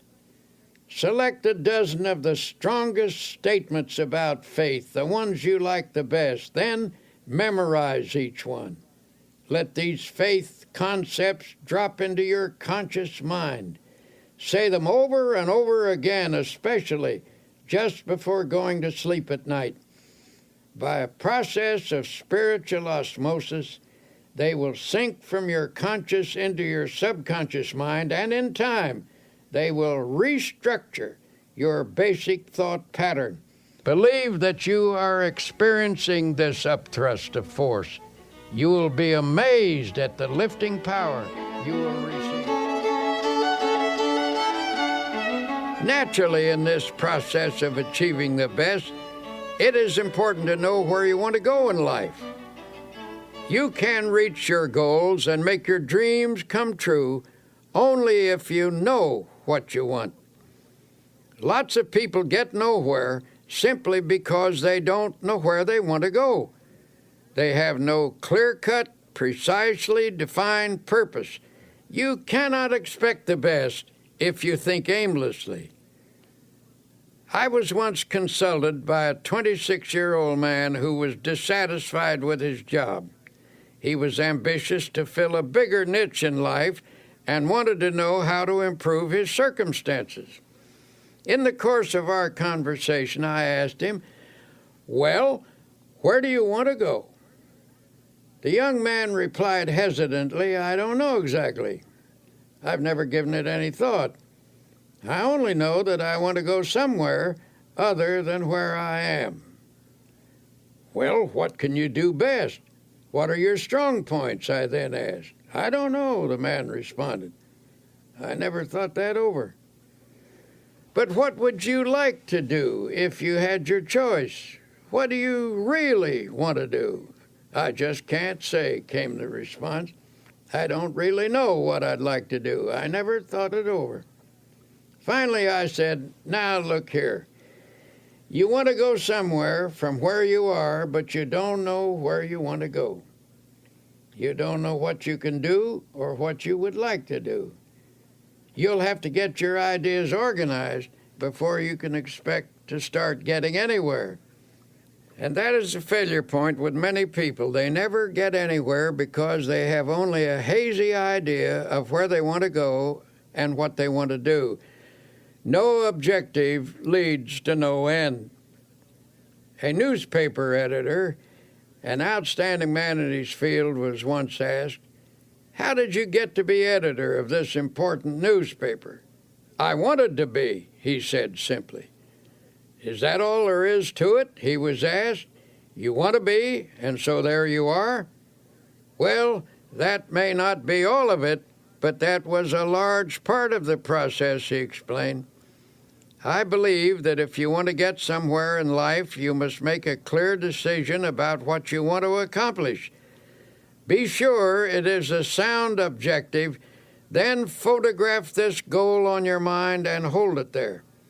Work hard, believe in it, and the thought will become so powerful it will tend to assure its own success.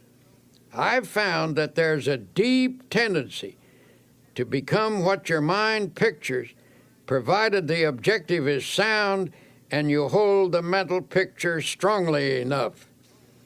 Then the editor pulled a well-worn card from his wallet and said, "I repeat this quotation every day of my life. It has become my dominating thought." Here is what the card said: "A man who is self-reliant, positive, optimistic, and undertakes his work with the assurance of success magnetizes his condition. He draws to himself the creative powers of the universe." It is indeed a fact that the person who thinks with positive self-reliance and optimism does magnetize his condition, and this releases power to attain a goal.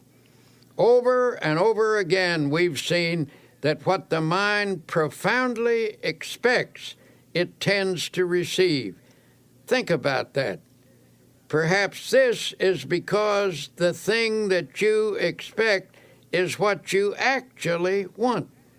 Unless you want something deeply enough to create a dynamic atmosphere of positive factors, your desire is likely to elude you. Here is a great law to meditate upon.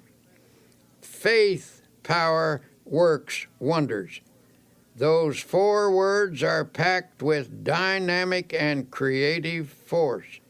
Hold them in your thoughts. Say them over and over again. Say them until your mind accepts them, until you believe them. Faith, power, works wonders. You can overcome any obstacle. You can achieve the most tremendous things by faith power. And how do you develop faith power? As I've said before, the answer is to saturate your mind with the great words of the Bible. Spend 1 hour a day reading the Bible and committing its great passages to memory. The change in you and in your experiences will be little short of miraculous. Just one section of the Bible will accomplish this for you. Chapter 11 of Mark contains one of the greatest formulas in the book. It's this: have faith in God. For verily I say unto you, that whosoever shall say unto this mountain, Be removed, and be thou cast into the sea, and shall not doubt in his heart, but shall believe that those things which he saith shall come to pass, he shall have whatsoever he saith. Now, why does this passage use the word heart? because it means that you are not to allow doubt into your subconscious, into the inner essence of you. And this doubt is not the kind of superficial doubt which normal, intelligent questioning raises. Rather, we are instructed to avoid the deep, fundamental doubt that obstructs the flow of faith.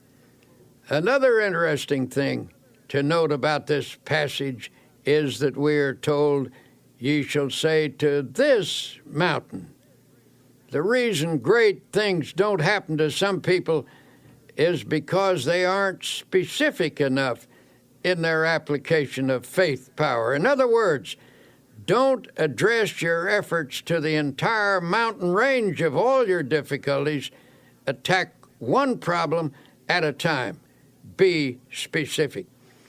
If there's something you want, what is the best way to go about getting it? In the first place, ask yourself, should I want it? Test the question very honestly in prayer to be sure you should want it and whether you should have it. If you can answer that question in the affirmative, then ask God for it and don't be backward in asking Him. And if God, having more insight, believes that you shouldn't have it, you needn't worry, He won't give it to you. But if it is a right thing, ask Him for it specifically.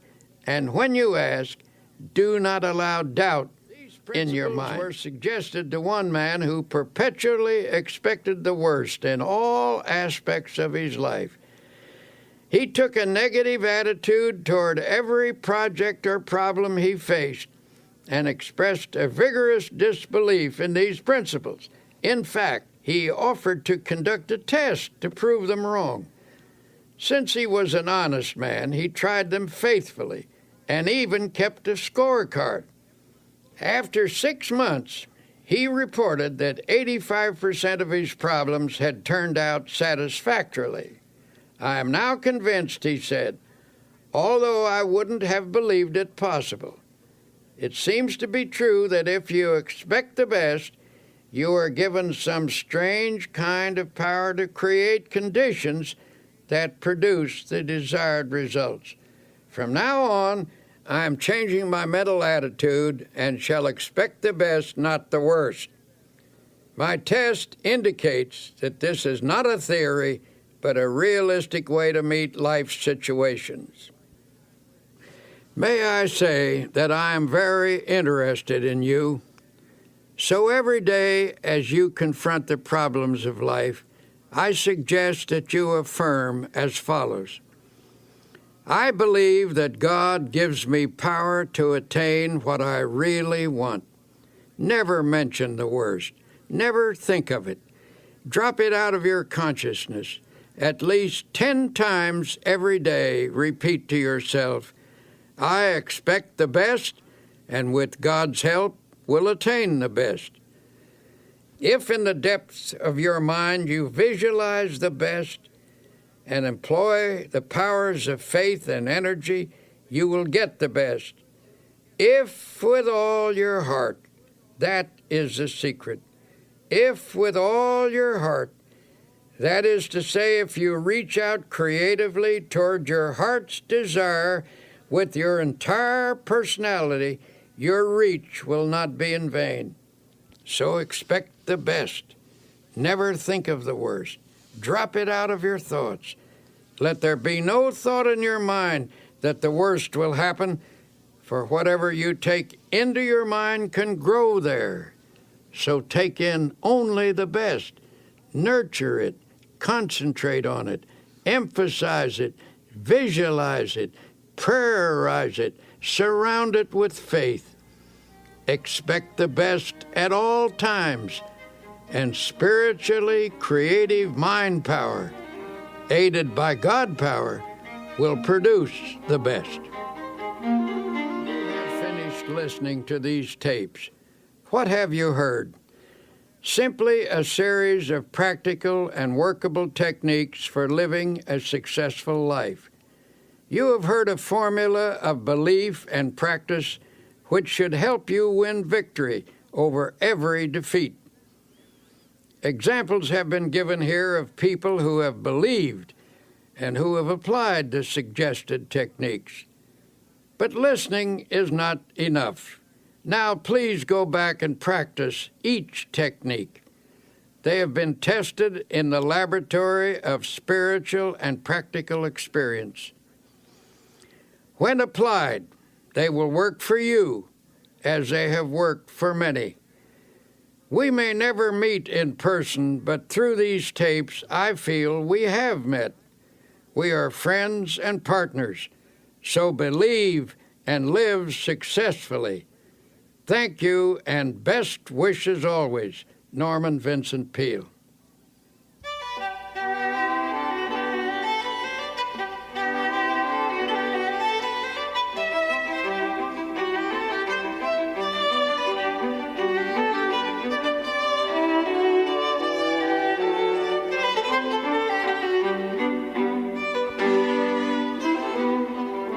You've been listening to Dr. Norman Vincent Peale.